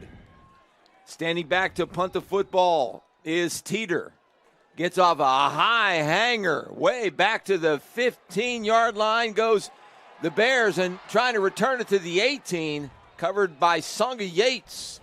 That was a really good effort right there, too. Had he been able to get to the outside, well, not the outside, actually the short side of the field, that's where his opening was, but he came back to the wide side looking to pick up some blocks. But, again, a great punt turns the field position around right there. Because that was I don't know how long they're going to give him credit for. That was a very, very long punt. It's got by 55, 60 yards. And it was high. That was the thing about it. It pushed our receiver back. I believe we got a TV timeout right here, don't we? Already? Yeah. TV time. We'll keep it right here. We didn't have a chance to update you on some of the scores. Mars Hill leading Emory and Henry at last report at halftime, 17-0. They should be underway to start the second half. Their game started at the same time. Wow. Ours did. Emory scored 2 touchdowns in about 2.5 minutes. All of a sudden, it's 17-14. Yeah, we're 17-0 at half, and it's 17-14 with 12:56 to go in the third quarter. So they came out and jumped on them real quick and got a couple of touchdowns. Got to imagine him could have possibly been a turnover. Could have been. Coming up Monday and Tuesday, they're going to announce the regional rankings for the NCAA Division II playoffs. They came out with something alphabetical order, which I don't quite agree with this week. Well, they had the top 10. Yeah, the top 10. Top 10 in each region is what I saw. Yeah, in alphabetical order, though. No ratings. Carson Newman and Emory and Henry from the Mountain and Wingate and Lenoir-Rhyne from the Piedmont were the 4 teams there, and those are the 4 teams vying for the championship, so you would assume they would all been there. Makes me feel like if we had 4 teams in that at least 2 got a chance. If they can win out, at least 2 of them got a chance to make the playoff. Oh, yeah. That's what usually is the case. There has been. Let's go back to action to the 18. That's where the Bears have it, 1st and 10. Ball's on the far hash. Open dead here at Moretz Stadium. LR going left to right. Ferguson will throw it deep down the field. Pick. Intended for, and there's a pass interference call against Yates. Yep. They were riding him pretty hard right down the center of the football field, right between the 2 hash marks. Yep. And that's going to be a penalty against Wingate. Pass interference. That Juju was almost identical to the play that we had, where our guy was climbing him a little bit as the ball was coming down. It wasn't serious, but the guy was running away from us, so it was a little harder to see. But I thought that play right there was almost identical to that play. So give the official credit for making that call. Looking at head coach Doug Sosha down there trying to pat down, say, hey, guys, don't panic. Yeah, well, stay in this football game. We're back in at 14-7. Well, you don't need to get ahead of yourself, okay? 1st and 10. They have it at the 33 after the penalty. They hand it off to Gibbs. I'm going to say Gibbs. It's Fox. Who's Jameer Gibbs? He plays in the NFL, doesn't he? That's number 8. That's not Fox. Who is number 8? Yeah, that's Robertson. Robertson, yeah, Ty Robertson. Robertson's got the red mouthpiece. I didn't remember that. He's played a good, almost. He's been the starter, let's say that, since our other running backs went out. This time Robertson lines up on the far left. The Bears have 5 receivers in an empty set for Ferguson. Takes the snap, looks quickly, left, fires it down the field, intended there, incomplete, intended for McDaniel. Tried to go deep to him. The Bears sent 5 receivers down there.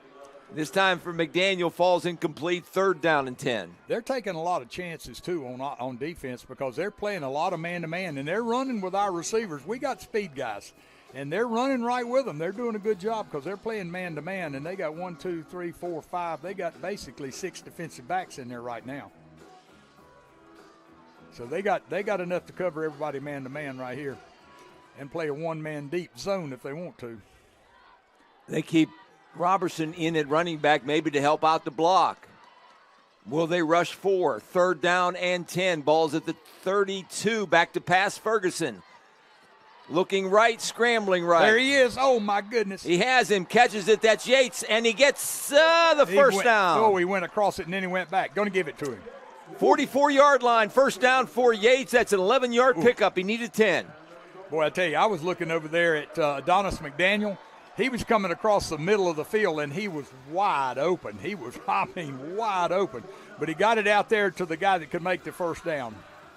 Bears have picked up the tempo a little bit offensively here. Up to the line of scrimmage quickly, 1st and 10, 44. Right hash, Ferguson in the gun, turns, hands it. Robertson, no running room. They stuffed the middle of the football field. Yeah, Bears can't get any penetration up front. Yeah, they got two guys that come from the outside, and then they got their two big guys, number 0 and number 98. Those two guys, Daniel Morrison and Darius Rudolph, those two guys are pretty good-sized dudes, and they play inside, and they're the guys that play between the tackles and say, okay, you're not going to run in here. And the two outside guys are more pass rush guys, but they force you back into those two big guys. They've done a great job inside stopping the run. No gain, 2nd and 10. They flip it out here to Robertson again. He catches it this time to midfield. To the 49, they mark it. They'll spot it right at the 50. That's a 6-yard gain. Yeah, right on top of it almost. 3rd and 4. 8:14 to go, third quarter. Bears back on the board. Trailing now 14-7. They've scored on their first possession of the second half to get back in this football game. Trying to tie it here. Glad you're listening or watching wherever you might be along the Bears Sports Network this afternoon. Big third down coming. They got a lot of guys on the line of scrimmage. Back to pass. Ferguson over here. Flat. Caught. First down. Yates in the flat in front of the LR bench. He goes to his veteran receiver, Songa Yates, out of Julius Chambers High School in Charlotte. That's been our go-to route too. The little out cut, he's run that a good bit, and Jalen seems to be pretty comfortable throwing that out route. Yates covered by Joseph Reddish, sophomore out of Charlotte's Independence High School. Got a feeling they may have played against each other in high school. A lot of Charlotte kids on both teams this afternoon. Bears get the first down to the 44. Two tight ends in the game. Right hash. Ferguson will throw it again. Heaves it down the field. He has a man open. Caught. That's McDaniel. McDaniel inside the 15, down to the 13. First down, Bears. Boy, I tell you what, that was a great throw and catch. He threw the ball inside, and McDaniel slowed down to block off the defender to keep him from getting to the ball, and then made the catch. That he was under some pressure to make that catch because the defender was right on top of him. Offensive line giving Jalen Ferguson plenty of time to find his receiver, McDaniel, for the first down to the 14. 1st and 10 Bears, ball's on the left hash. Hand it off to Robertson. Again, up the middle, no running room. Yeah, you're not going to run anywhere inside right now. Those two guys inside are they have stuffed everything inside now. Now they're giving them some breaks. See, now you got some substitutes coming in. They're using different people. I noticed one of their backup guys inside is Jonathan Cross, number 98. He's 6'3", 210, and the other guy is 6'2", 285. Bertie, 96 and 98. They're pretty good-sized youngins, too. Ferguson in the gun. Robertson to his right hip.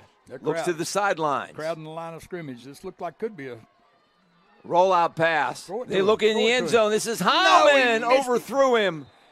God. Got a hand on it. He came out of the backfield on the far left side was Andrew Heilman. Aiden Heilman, and he fell incomplete. That pass now 3rd and 11. I'll tell you what, that was he just waited just a split second too long to throw that ball. He had two guys over there, and both of them were open at first, and he took just a split second too long to get rid of it. Bears are going with some empty sets here in the second half, spreading them out. See if we run the quarterback draw again. 5 receivers, no running backs, no tight ends, back to pass. Ferguson, quick drop over here. Complete over here to the receiver to the 15, down to the 10 goes Zion Agnew.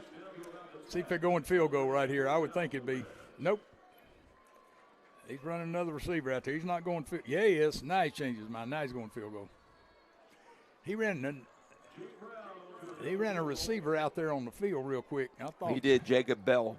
Yeah. So the Bears will attempt a field goal. It's going to be marked at the 17. Make it a 27-yard field goal attempt. Had a great opportunity there on that one pass. We had the guy open and just couldn't hit him. 11 of 18 so far for the season for Jake Brown, and he hits it perfectly through the uprights With 5 minutes to go in the third quarter, the Bears are back on the board again. Your score, it's Wingate 14, Lenoir-Rhyne 10. Back with more on the Bears Sports Network right after this. Mars Hill came back and scored again, 20.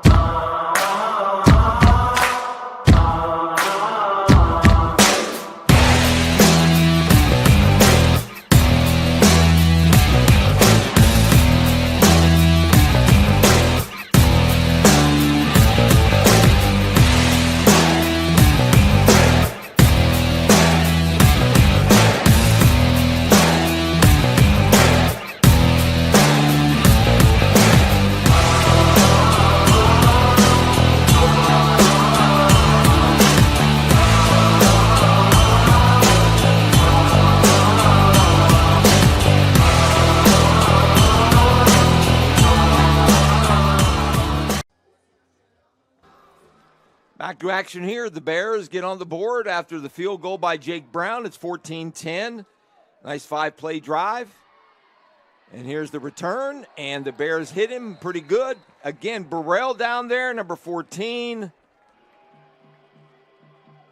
couple of other players as well for the Bears. That may have been Fox. You know, they don't have a lot of speed guys. It didn't look like back there. I noticed when Jaden Johnson we were on the looking stop. at that. Yeah, when they have when they were on their kick return guys, Xavier Jackson. Yeah, and wide Carlos receiver. Estranza. Yeah, they just didn't look like they were as speedy as guys as you might put back there. Bear defense up against it again now. 14-10 now. LR outscoring Wingate here in the third quarter. 10-0. Back in the game. Ball's at the 23. This is a veteran team, though. This is when leadership shows up. Bentley will flip it over here and is hit hard pretty good. Holy They're going to call targeting. They're going to try to call targeting. Let's see what the call is. That was above hit there. That's not targeting. I don't think he hit him square. It's a pass that is completed in the flat and was hit up high. Austin Kane, the tight end out of Waxhaw. Let's see what the flag's about here. I remember hearing some commentators talking about this. Let's see there are what two he different says kinds first. of targeting. Let's see what he says first. Let's see what he says here first.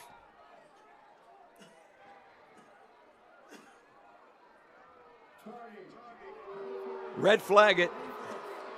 You don't have to red flag it. They're supposed to. They're supposed to go look at every one of them. Yeah. You don't have to call that.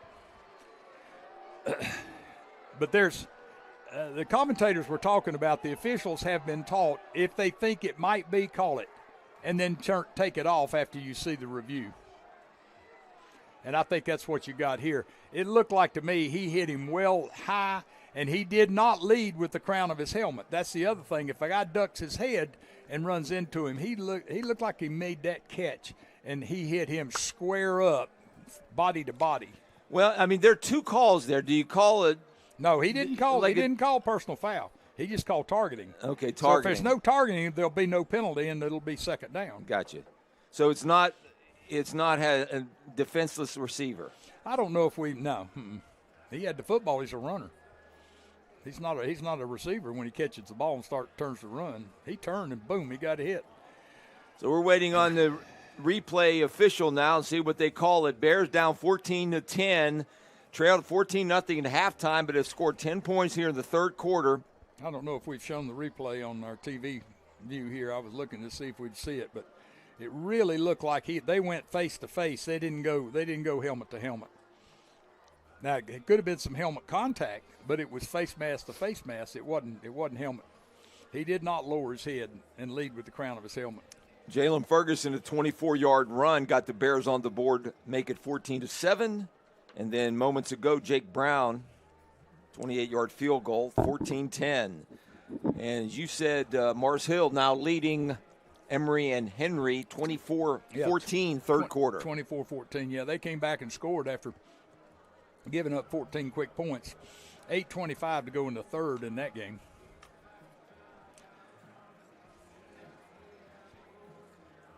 Usually if they take longer, that's not good news.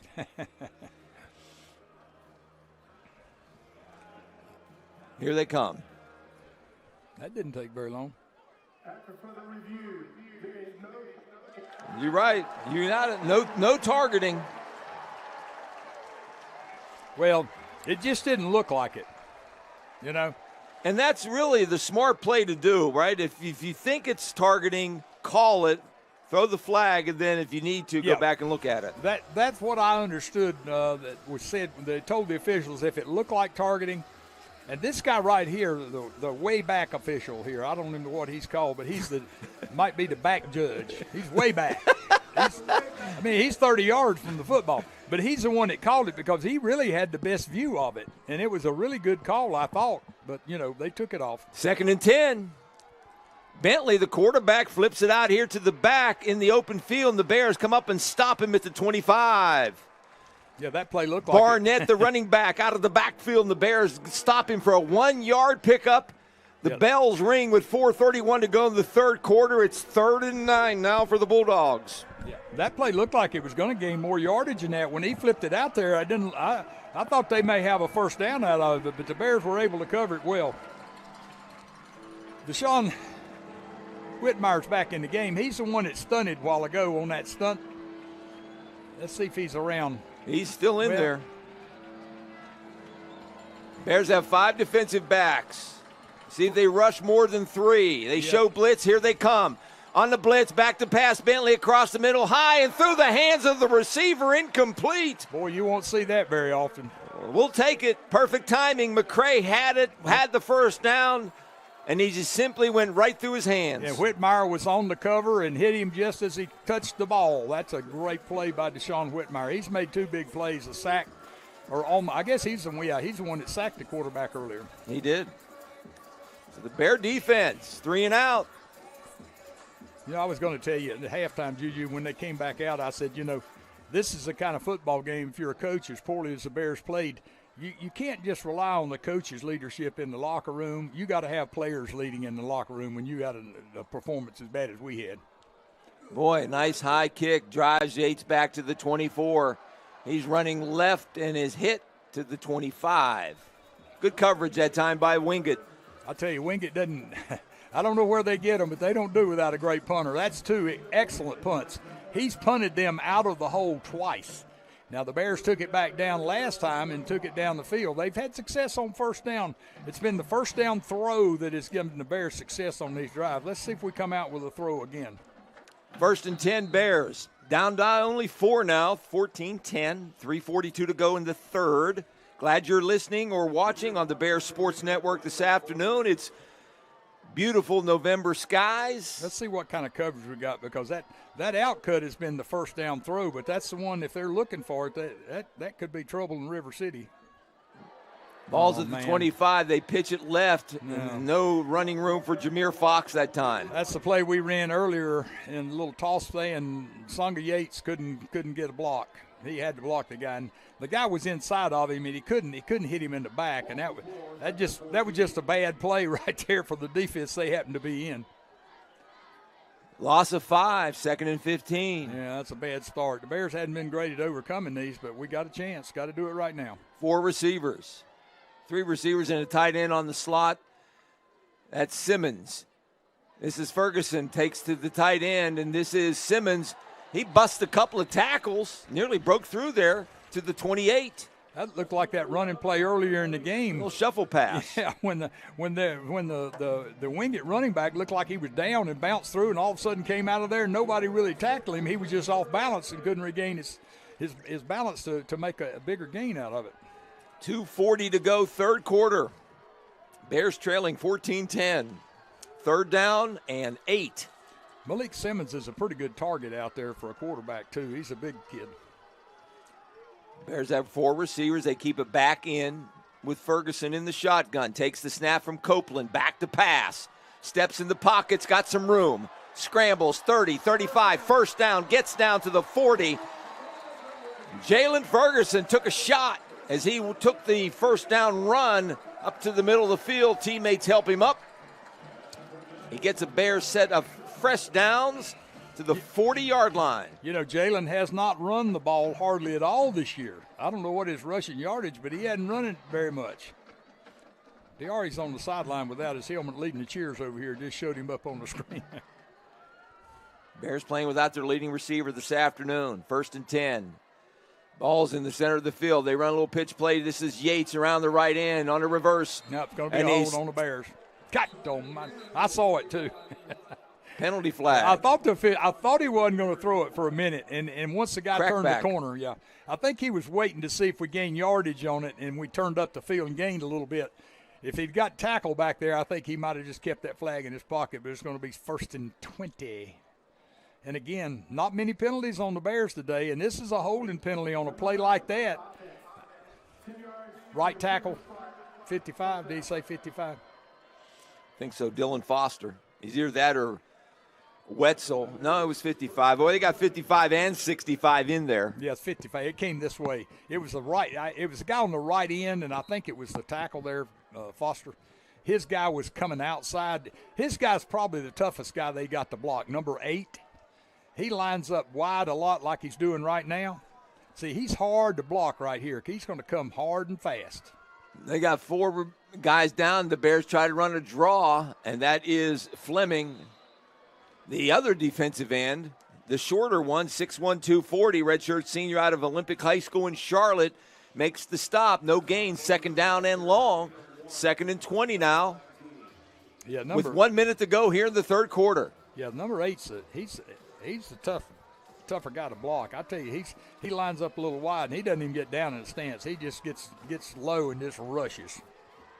I believe that's Russell.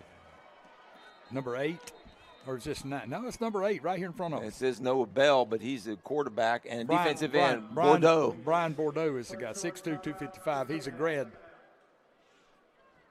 So quick timeout by the Bears. We'll keep it right here. Wow. 14-10.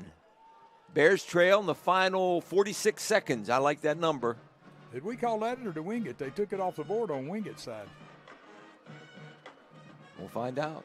Huh. Timeout on the field. Mars Hill on top of Emory and Henry, 24-14. A game in the 3rd quarter. Late 3rd stages of the 3rd quarter. 31-14 now. Mars Hill scored again. 1:21 to go. That's going to be tough. Looks like Mars Hill, is going to throw Emory and Henry Carson Newman back into the lead up there.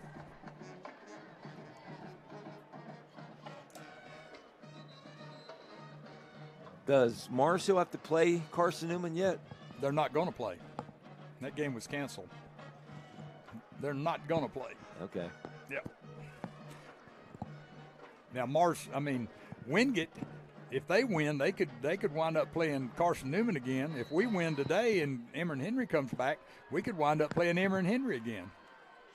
And both those games would be at the home team down here, not up there. Both of those losses were on the road. 2nd down and 19. Ferguson scrambles left, trying to throw, and he's going to be tackled in the backfield. Oh, man. 25-yard line, another loss on the play of about 10. Oh, you got to get rid of the ball there. You're in out front of of their pocket. bench. Well, you're out of the pocket. You can throw it away if I'm not mistaken. And what a bad series. See, again, that long punt put us in the hole, then a holding penalty, and we're in the hole. And, this is kind of the way it's been during the course of the year. We avoided that these first 2 drives when we went down for points, and now we've fallen back on it. We're going to let the clock run out. We'll take a timeout. End of 3rd quarter. Bears get back in the ball game with 10 unanswered points in the 3rd quarter, and your score now is Wingate 14, Lenoir-Rhyne 10. This is the Bears Sports Network. The score, Wingate 14, Lenoir-Rhyne 10.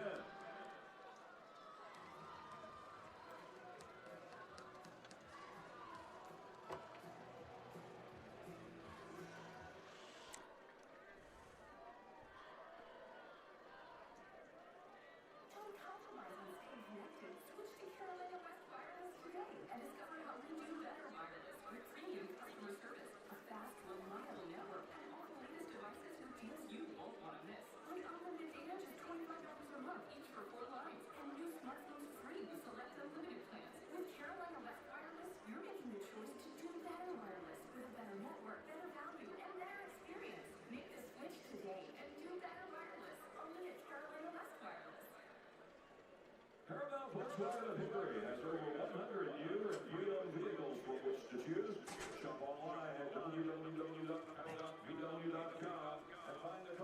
Tusculum Wise looks like they're in the second quarter. 14.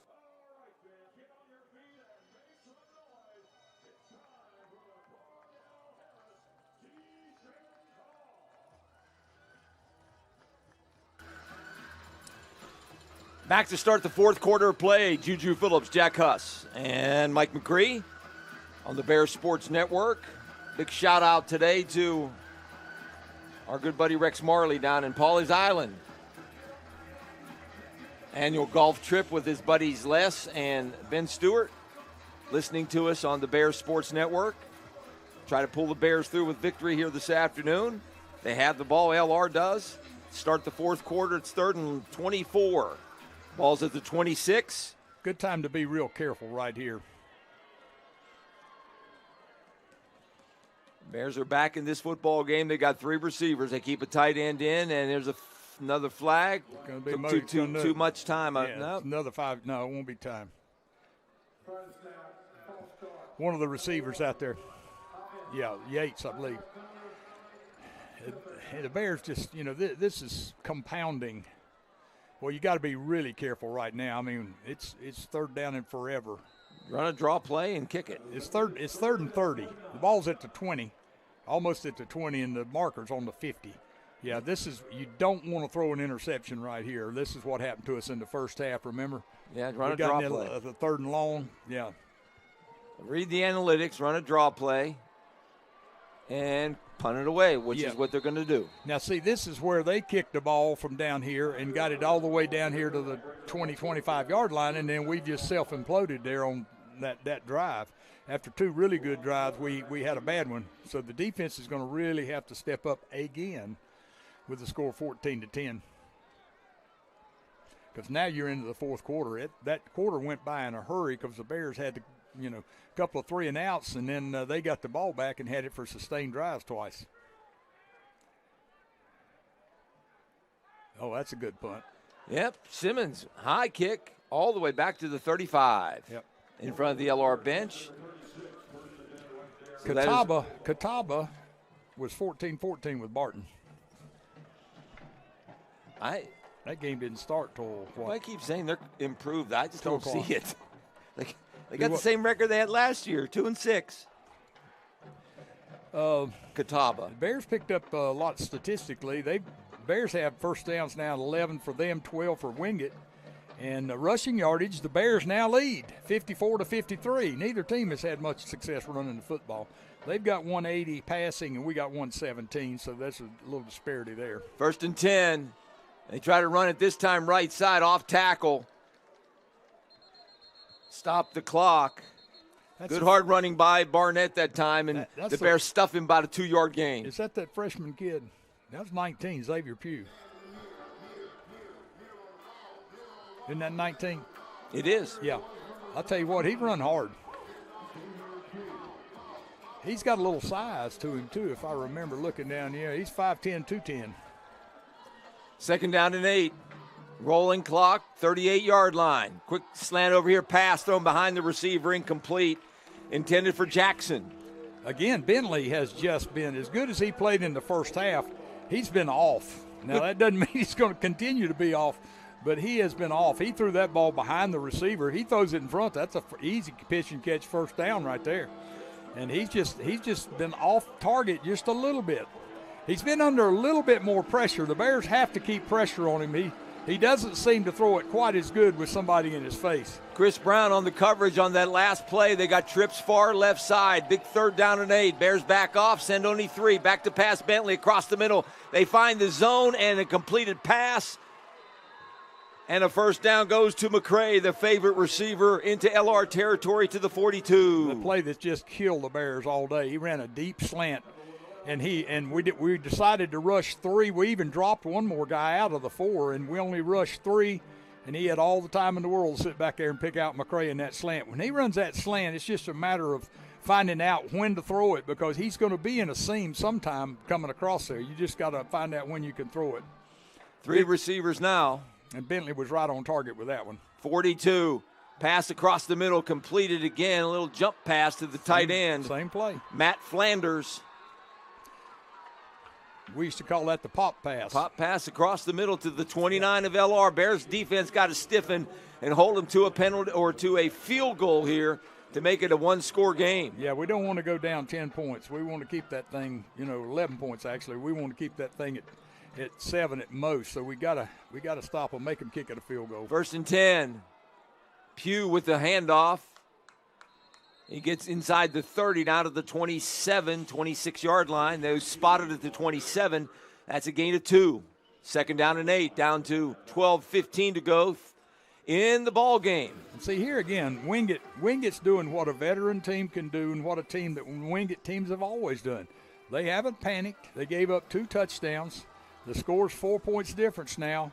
And we've got a little momentum, and they just keep doing what they do. They haven't come out with a new offense or panicked and tried to do anything. They're running the same plays they ran at the first of the game. 2nd and 8. Back to pass. Bentley over here to his favorite receiver, McCray. Takes it at the 22, hauls it in front of Chris Brown. Shy of the first down. Yeah, going to be 3rd down and 2. Yeah. And see, you're in 4-down territory right now, and since they have not been successful on field goals, I wouldn't, if we did stuff this play right here, wouldn't surprise me at all to see them go for it because their field goals have not been good. Now, that doesn't mean they can't make one.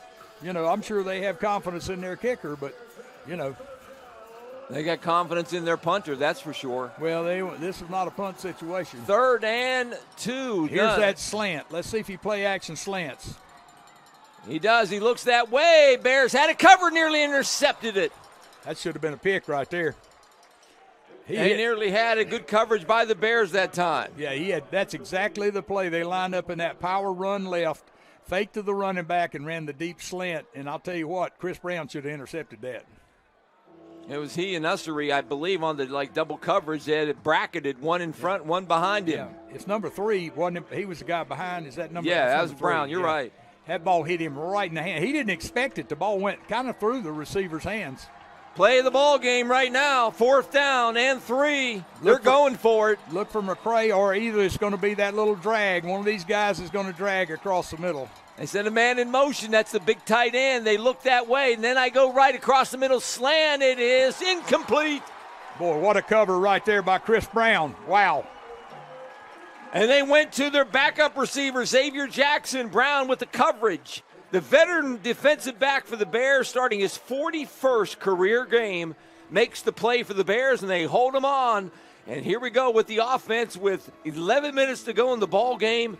Bears trail 14-10. Everything you wanted, and another championship-style game in the South Atlantic Conference here between the Bears and the Bulldogs. I tell you, several of their offensive linemen walking off the field were upset. I think they wanted to run that ball on those 2 downs. I think if they felt like if they'd have run it, they'd have probably made it. Those offensive linemen felt like they could do it anyway. 1st and 10. Ferguson has 2 men in the backfield this time. He's going to throw it looking left. Nobody open, so he just fires it in the ground and hit after he throws the ball. Yeah, that was we had the little and there's a flag. A little late, but it came. No, you know what that flag's for? Grounding. This is going to be against the Bears. If it's not, I'm going to be stunned. He threw the ball in. He threw it straight down in the middle up here, and nobody was near it. It's right to Adonis McDaniel on the little screen. Okay. See, that's what he called. He called grounding. Well, right. I saw number 2 coming in there. It was supposed to. I think you were right. It was supposed to be a screen. He got hung up in those linemen somehow. That's a break for the Bears right there. Good job by the officiating crew, too. I wonder why they didn't call it. He got knocked down after he threw the ball. I don't know on that because I saw him get knocked down, but I had my eyes downfield here looking to see where he might be trying to throw the ball. Incomplete pass, 10:58 to go in the ball game. Regulation. Bears trail 14-10, 2nd and 10. After the Bears hold on defense at the 22. Yates goes in motion. Bears will throw it. Back to pass. Ferguson in the flat to Yates. One thing about Wingate, they stop Yates in the backfield inside the 20 to the 18. They are a pretty good tackling team. That's a 6-yard loss right there. Yeah, the Bears have just not been able to make the play on the last 2 drives. Our first 2 drives of this half were nice sustained drives. The plays worked. We executed well. And these last two drives, the defense, I think, has picked it up a little bit back there. They've covered us pretty good all day long, except for a couple of plays here and there. And, if you're in this position, now I wouldn't say it's certainly not time to do it, but, if you're in this position for the Bears, you got to think with 10 minutes to go, how many more possessions will we get? How many times will we get the ball back? 3rd and 15.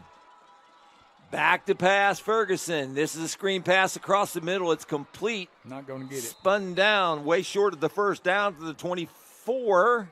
They got to get up to the 33. So 9 yards short of the first down.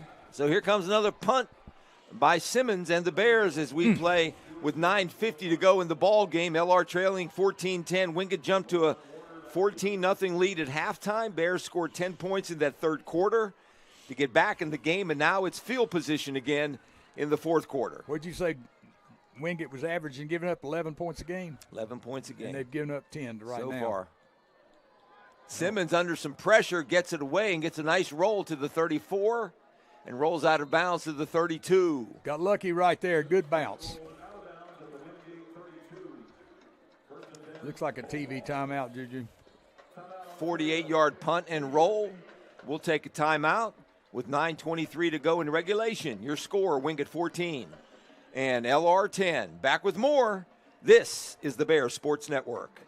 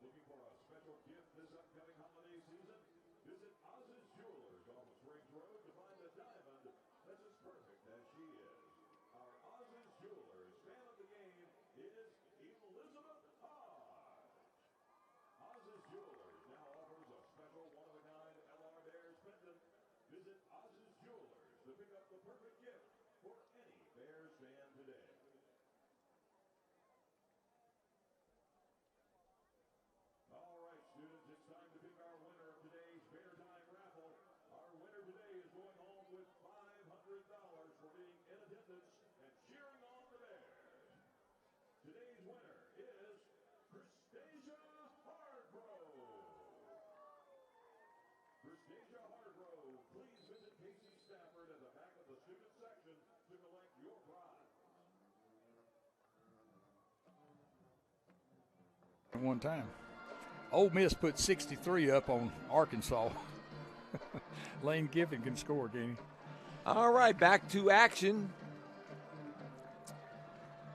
9:23 to go in regulation. Wingate comes out on offense to start at the 32. They mark it. They got 4 receivers, 3 to the right side, and they run it up the middle. This is Barnett, short gain, up to the 34. Bears stuff him up the middle there. A good play by Willis. This is a big series for the Bear defense right here. We've played well this half. Played well the whole game except for a couple of plays here and there in the first half. But huge series right here for the Bear defense to stop them. Get the ball back with some time on the clock. Now here's that power run formation. This is where they fake that thing and run that slant. Keep an eye on number. Is that number 2 out here, the wide guy? Let's see if they line up in that power formation again. Let's see if they throw it out of it. 2nd and 8. Ball's at the 34. They look that way. They throw an out pass to McCray. He hauls it in. Short gain to the 39. Shy of the first down. They're going to mark it. Spotted at the 38. He's got to get to the 42, so it's 3rd and 4. 3rd and 4 now for Wingate. They have the ball going left to right. Going to the closed end here. Moretz Stadium to Schufert Arena. Out of the huddle, here we go. 3 receivers far side. McCray, the receivers on the far side in front of the numbers. In this situation, they have not tried to run, I don't think, the whole ball game. Let's see if they do it. They don't. Across the middle, it is caught. Boy, that's that guy hadn't caught a ball all day. The first one they've thrown to him. Trevor Bryan. Receiver out of Charlotte, Independence High School. Wow, that was a big play right there. Guy hadn't been in the game. I guess that's the first play he's been in the ball game, but he threw in that quick slant. He had everybody on slanting on that from that side, and the inside guy was the guy that was open now. That's been a really tough play for the Bears to cover. Any kind of slant. 7:33 to go. Send a man in motion. First and 10. Ball's at the 45. This is a run. Bentley will throw it, and he throws it deep into the far side, and the receiver standing at the line of scrimmage, that's McCray. Why is that not intentional grounding? Well, that's what they're talking about right now. There's nobody. Now, what happened was there it is. There's your penalty. What happened was the receiver was supposed to go deep, and he didn't. He just went down about 3 or 4 steps and stopped. There was nobody there. That's why if you're a quarterback, you hate it. I mean, you did what you were supposed to do, and the receiver did something wrong. That's loss of down, too. He didn't intentionally try to do that. He tried to complete a pass. That's what I'm saying. Yeah. Exactly. But the receiver didn't. He and the receiver weren't on the same wavelength. Why is that a 9-yard penalty? You got any idea why that's a 9-yard penalty? I do not. Look where the marker's exactly at the 45, and they moved it back to the 36. Why is that a 9-yard penalty? Shouldn't it be 10? Yeah, I've never heard of a 9-yard penalty before. Now, we got to be careful here. We had them 2nd and 20 a while ago, and they made it. 2nd and 19, ball's at the 35, stops the clock. They have a running play off tackle. It's Seamer, carries it to the 39. 7:05 to go in regulation. 3rd down and long for the Bulldogs, 3rd and 15. You got to watch for McCray here. He's the guy all game long that they've gone to when they needed it. He's made plays for them, and he has really made big plays for them. He's coming over here to the boundary. 4 receivers, 2 to each side. The ball's on the near hash. We got to have some pressure, too. We cannot let Bentley stay in the pocket and throw the ball. We got to have some pressure. Back to pass. Bentley looking right. Nobody open. He's going to scramble, throws it across the field. Complete, first down. Same guy, number 11. See, we got no pressure on him, so he was able to drift outside there and find a wide open receiver. We only rushed 3. Trevor Bryan on the completion. Hauls it into LR territory at the 42. That's a big 3rd down pickup. Yeah, it was tough on. I believe that was Damian Savage, number 11, that was trying. No, it was Jaden Johnson. He had to cover that guy all the way across the field. That's tough to do. They've done that several times today very successfully. When Bentley, and there again, that's your quarterback. You say, okay, he's not a big-time quarterback. Hey, that's a big-time play right there. Fresh set of downs, 42-yard line. Bears come up on a blitz and stop him. Upends Barnett, and that's Willis on a run blitz that time. Loss of 3 or 4 on the play. 5:40 to go in regulation. Bears down by 4, 14-10. See, that's a big difference, though, in a first down and not. That first down they picked up cost us about 3 or 4 minutes minimum on the clock. Because we're going to be in a situation when we get the ball back, it's probably going to be our last possession. And field position, you're right. And what we got to do right here is stop them right on this spot right here. 2nd down, they keep it on the ground. They run to the right-hand side.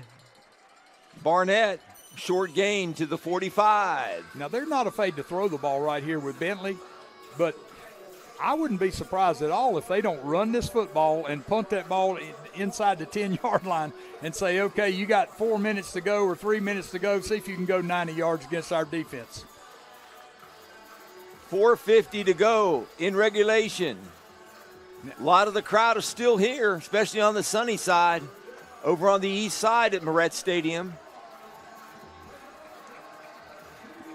Like I said, this could be – they 3rd got down. tripped. Yeah, they're going to set up in the bunch out there. This could be run play, though. 3rd down. Let's see how they – if they're going to – they trust Bentley throwing the ball. Ain't no doubt about that. Timeout. Somebody. It's got to be us because he's – There we go. Well, we were concerned because we didn't have coverage right out there. Timeout Bears. Our secondary was not in the right place because those 3 guys over there were covering were – That's a big timeout to take this late in the game. Well, it's okay because it stops the clock anyway. We're going to have to stop the clock at some point. It just puts a lot more pressure on this play right here for both teams with us being using a timeout. But again, we're only going to get one more possession. It's amazing. You think back, and the touchdown that makes a difference right now in this ball game was the one that we gave up right before half after the interception. Yeah, that's the difference right now. Yeah, they may throw. They looked like to me when he got the snap, he was going to throw the ball, and I wouldn't be afraid to throw the ball here with Bentley in this situation. But it wouldn't surprise me at all to see him snap that ball, give it to the running back and then punt the ball down inside the 10-yard line and said, okay, here you go. See if you can beat our defense. So we're waiting here with 4:30 to go. Here comes Wingate's offense out on the field. 3rd down and 13. See, Wingate basically, outside of McRae having a couple explosive plays today, they've done nothing. They had the 30-yard run. That was after the interception. That was the 30-yard run was after the punt when they punted it down into the 4-yard line. Yep. So they come out. They had a little bit of a formation that's kind of scrunched in the middle of the field. Yeah, but this is where they can play action and throw off of this. Send a man in motion. There's That's McRae. That's the guy you got to watch for. And they roll left. There he is. And they throw left, deep. And it is intercepted. Way down to the 9-10-yard line. I believe that's Chile. Almost like a punt, Jack. Boy, it's the same as a punt. Boy, I'm stunned, because he had McRae wide open in the flat for the first down, and he didn't look to throw it to him. I'm surprised at that. Do you outsmart yourself like Limestone did last week? Overthinking causes problems that don't exist. That's right. And he may have overthought that one, because I'll tell you what, that guy was wide open down there. McRae ran the motion across, and he slipped out in the flat. If he just comes out of there 2 or 3 steps and throws that ball, he's got the first down. Graduate transfer Nick Chile, whose high school coach Joe Glass over at Hickory High School, with that interception, his 4th of the afternoon and 4th of his career at LR. He's got trouble here. Now we got him lined up right. Bears line up at the 11. They run a reverse. Yates, he's going to be tackled at the 5. They tried to run that little flea flicker we saw last week to Yates. I don't know if they were going to try to go to Ferguson back, Jack, on like a quarterback throwback pass, but it was a trick play, and it didn't work. I love those reverse passes. If you ever saw my team play, we ran them a lot, but this was not the time to do it on first down. Their defensive backs are laying back. They're going to let us throw the ball underneath, and all that did, because it worked so poorly, it cost us 7 and 6 yards. We're back at the 5-yard line. He must have been looking back on that 2018 tape, the Moretz Miracle. Well, it could have been also. It could have been also that he was supposed to fake it, to him and keep the ball. That Songa wasn't supposed to get it. 2nd down and 15. This time, Ferguson's not even in there. They have Robinson back in at quarterback now, the backup. I'll tell you what, if that had been Jalen Ferguson's on the sidelines, that could have been an offensive pass interference. Our receiver. I didn't even notice that they changed. Yeah, you're right. I don't see him. Do you see Jalen? There he is right down here, 17.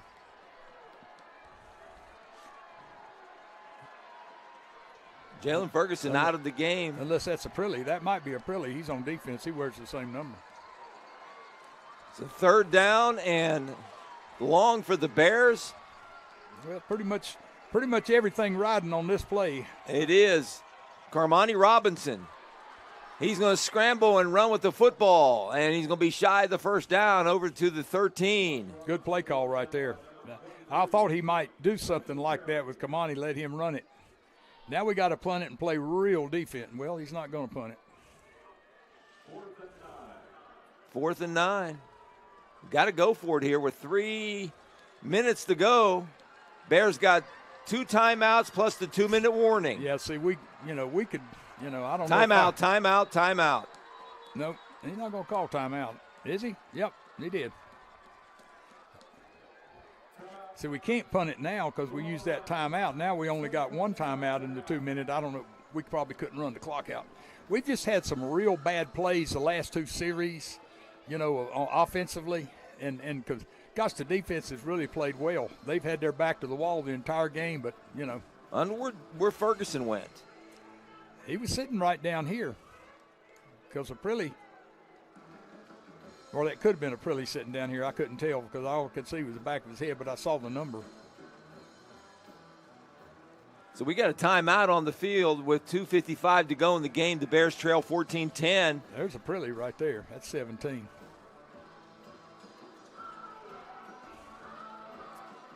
Looking for a starting quarterback, Jalen Ferguson. You remember when he scrambled that one time a couple series ago and he got hit and he got up kind of slow? Yeah. I don't know if it was that particular play or what. Was Robinson in from the beginning on this series? Yes. Okay. Yeah, because they ran him on like a little quarterback throwback on that little reverse on that first play that I thought maybe was a flea flicker. Well, if he's in the medical tent, he's down there at the end of the bleachers. Simmons now on to punt the football, so the Bears changed their mind. Yep. And I'll punt the football, Simmons standing in his own end zone. Yeah, that cost us, though. Got one timeout left. We've had Simmons with a nice kick. Drives his man back all the way to the 35-yard line. That's a good kick. You're going to catch it. Going to put it about the 38, 39. 39. 39-yard line. That's an excellent kick, yeah. You know, field position's not the problem right here. The Bears don't have enough. I don't think and if we get the ball back, there's not going to be a heck of a lot of time left when we get it back. Because they're going to run one play right here, and then it's going to run down to the 2-minute. And then we'll have to call our timeout after that and then let it run down. It'll probably be less than a minute if the ball comes back because our timeouts are gone. Having to call one right there was tough. So you got one more timeout left, yeah, plus 2 minutes. So you call a timeout after this play. We used one earlier in the game on defense. Now, see, they're in this power run formation right here again, and I expect they will run it this time. 39-yard line, and they do. They keep it on the ground, and they drive it forward to the 35 or 45-yard line. If they make a first down, it's game over. Stop the clock with 2:40 to go, only 7 seconds off the clock. The Bears are in a pickle. Well, that's good. That was a good timeout there. He used it in the right spot there. I thought he might let it run down, but that's a better use of the time there. Go ahead, because now you're going to stop it at the 2-minute. If they make the first down, it doesn't matter anyway. It's game over then. Then they go to kneel down if they make the first. So second down, that was a gain of 5, 2nd and 5. Big couple of plays here for the Bears, who trail 14-10, down 14-0 at half. They made it a game in the third quarter, and it's been back and forth in this fourth quarter of play. Field position playing a big factor in this football game. There's Ferguson right there. White towel hanging out. Got a ball in his hand. Well, you know the thing about it, the Bears actually, for as poorly as we've played offensively, we've acquitted ourselves pretty doggone good. You know, Wingate's a really good football team. Now, they're not a great offensive team. They're not explosive. They had a couple of explosive plays with their wide receiver. He's had a pretty nice ball game for him, McCray. And our guy, Bentley, I'm telling you, he's made some good plays in this ball game that have helped him. But overall, the Bears defensively have really played well. You know, we just offensively have not been able to sustain anything other than those 2 drives. Running left. Good job. By Barnett, tackled by the Bears. No gain, third down. 2-minute warning coming. Yeah, they can let it run down now, and then we'll have the 2-minute timeout. And then we'll see what happens. Ball's at the 44, so we'll take a timeout. I think Wingate's going to go to the 2-minute warning or 2-minute timeout as well. They will. Yeah, they're already walking over to the sideline. So we'll take a timeout. 2 minutes to go in regulation. Your score, Wingate 14, Lenoir-Rhyne 10. Back with us. Stay with us on the Bears Sports Network.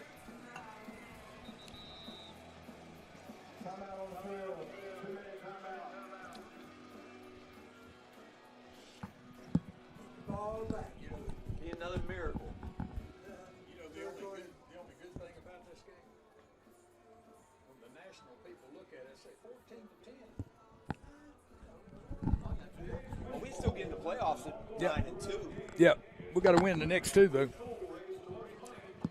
No way Wingate's lose. Let's see who they play. No, they play Newberry next week. Yeah, Newberry could challenge them. Speaking of challenges, let's see how.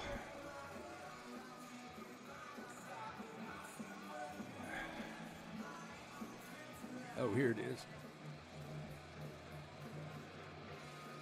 Emmer and Henry 31-14 with 11:50 to go in the fourth quarter.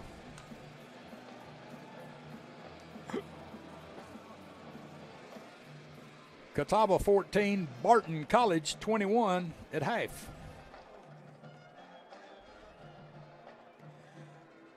Back here, Juju Phillips, Jack Huss, Mike McCree. 2 minutes to go in regulation.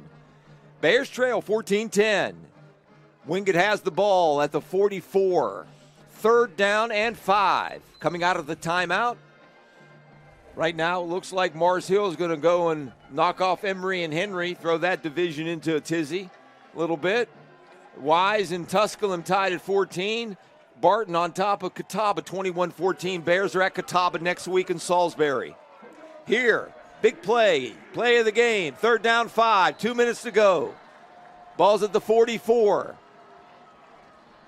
Bentley takes the snap, throws it across the middle. It is fumbled, incomplete. Yeah. Incomplete. I thought it was. It's an incomplete pass.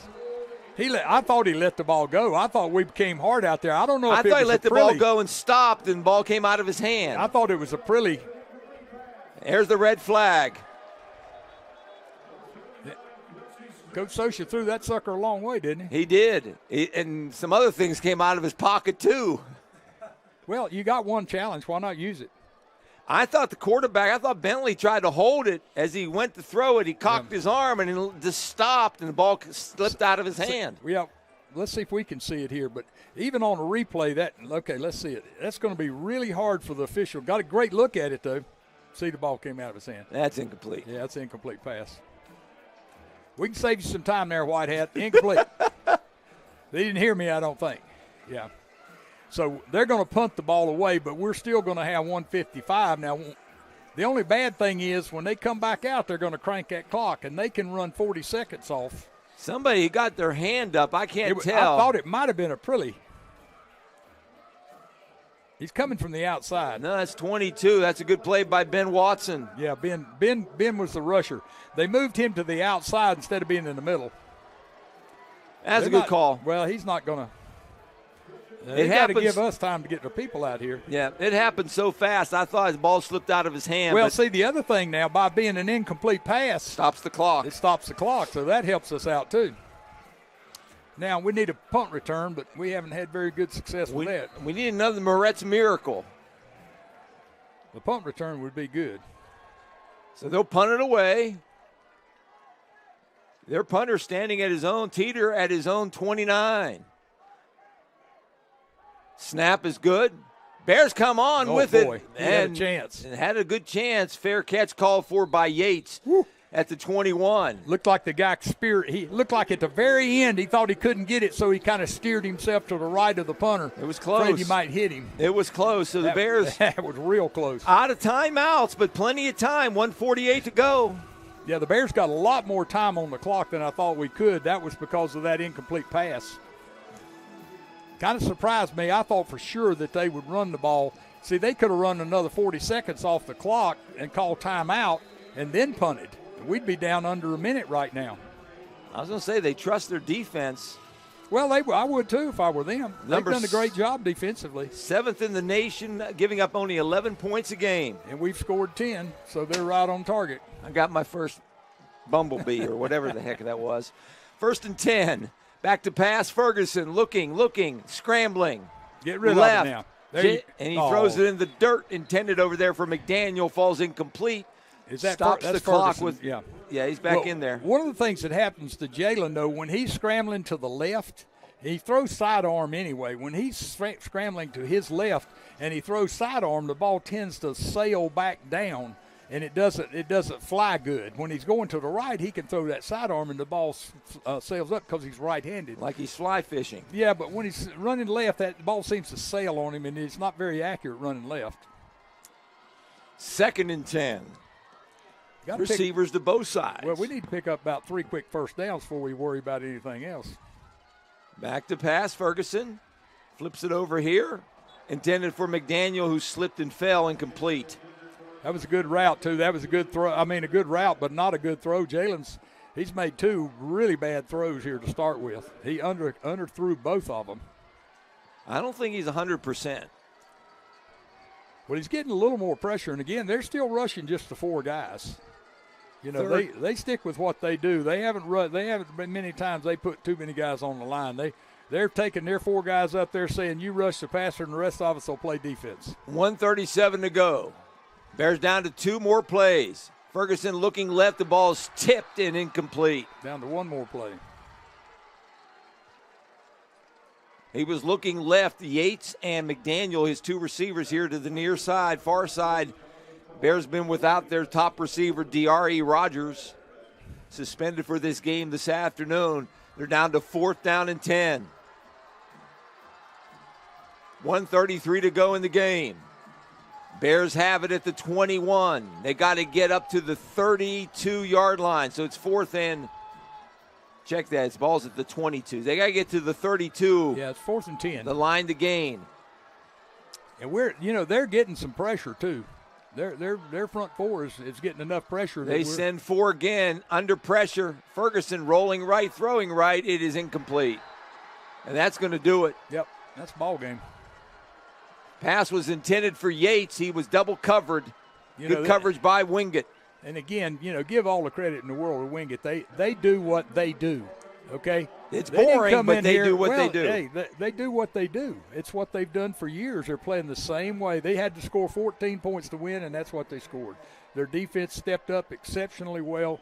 The Bears were not able to get anything going except for 2 drives at the start of the half, and that's when it looked like we had some momentum. Then the next 2 drives, we came out and just completely destroyed ourselves with penalties and bad plays. And, then in our timeout situation I thought might hurt us, but it didn't. It turned the way it turned out. So Wingate's going to come away with a victory, their 3rd straight in this series. The 30th game between these 2 schools are going to go down to the wire, and Wingate's going to pull out a victory. And, boy, when we play them, the games have been some doozies, hadn't they? They have been. Yeah. And, they're celebrating, and they should, because this puts them in the driver's seat. But they have to play Newberry next week, and you never know.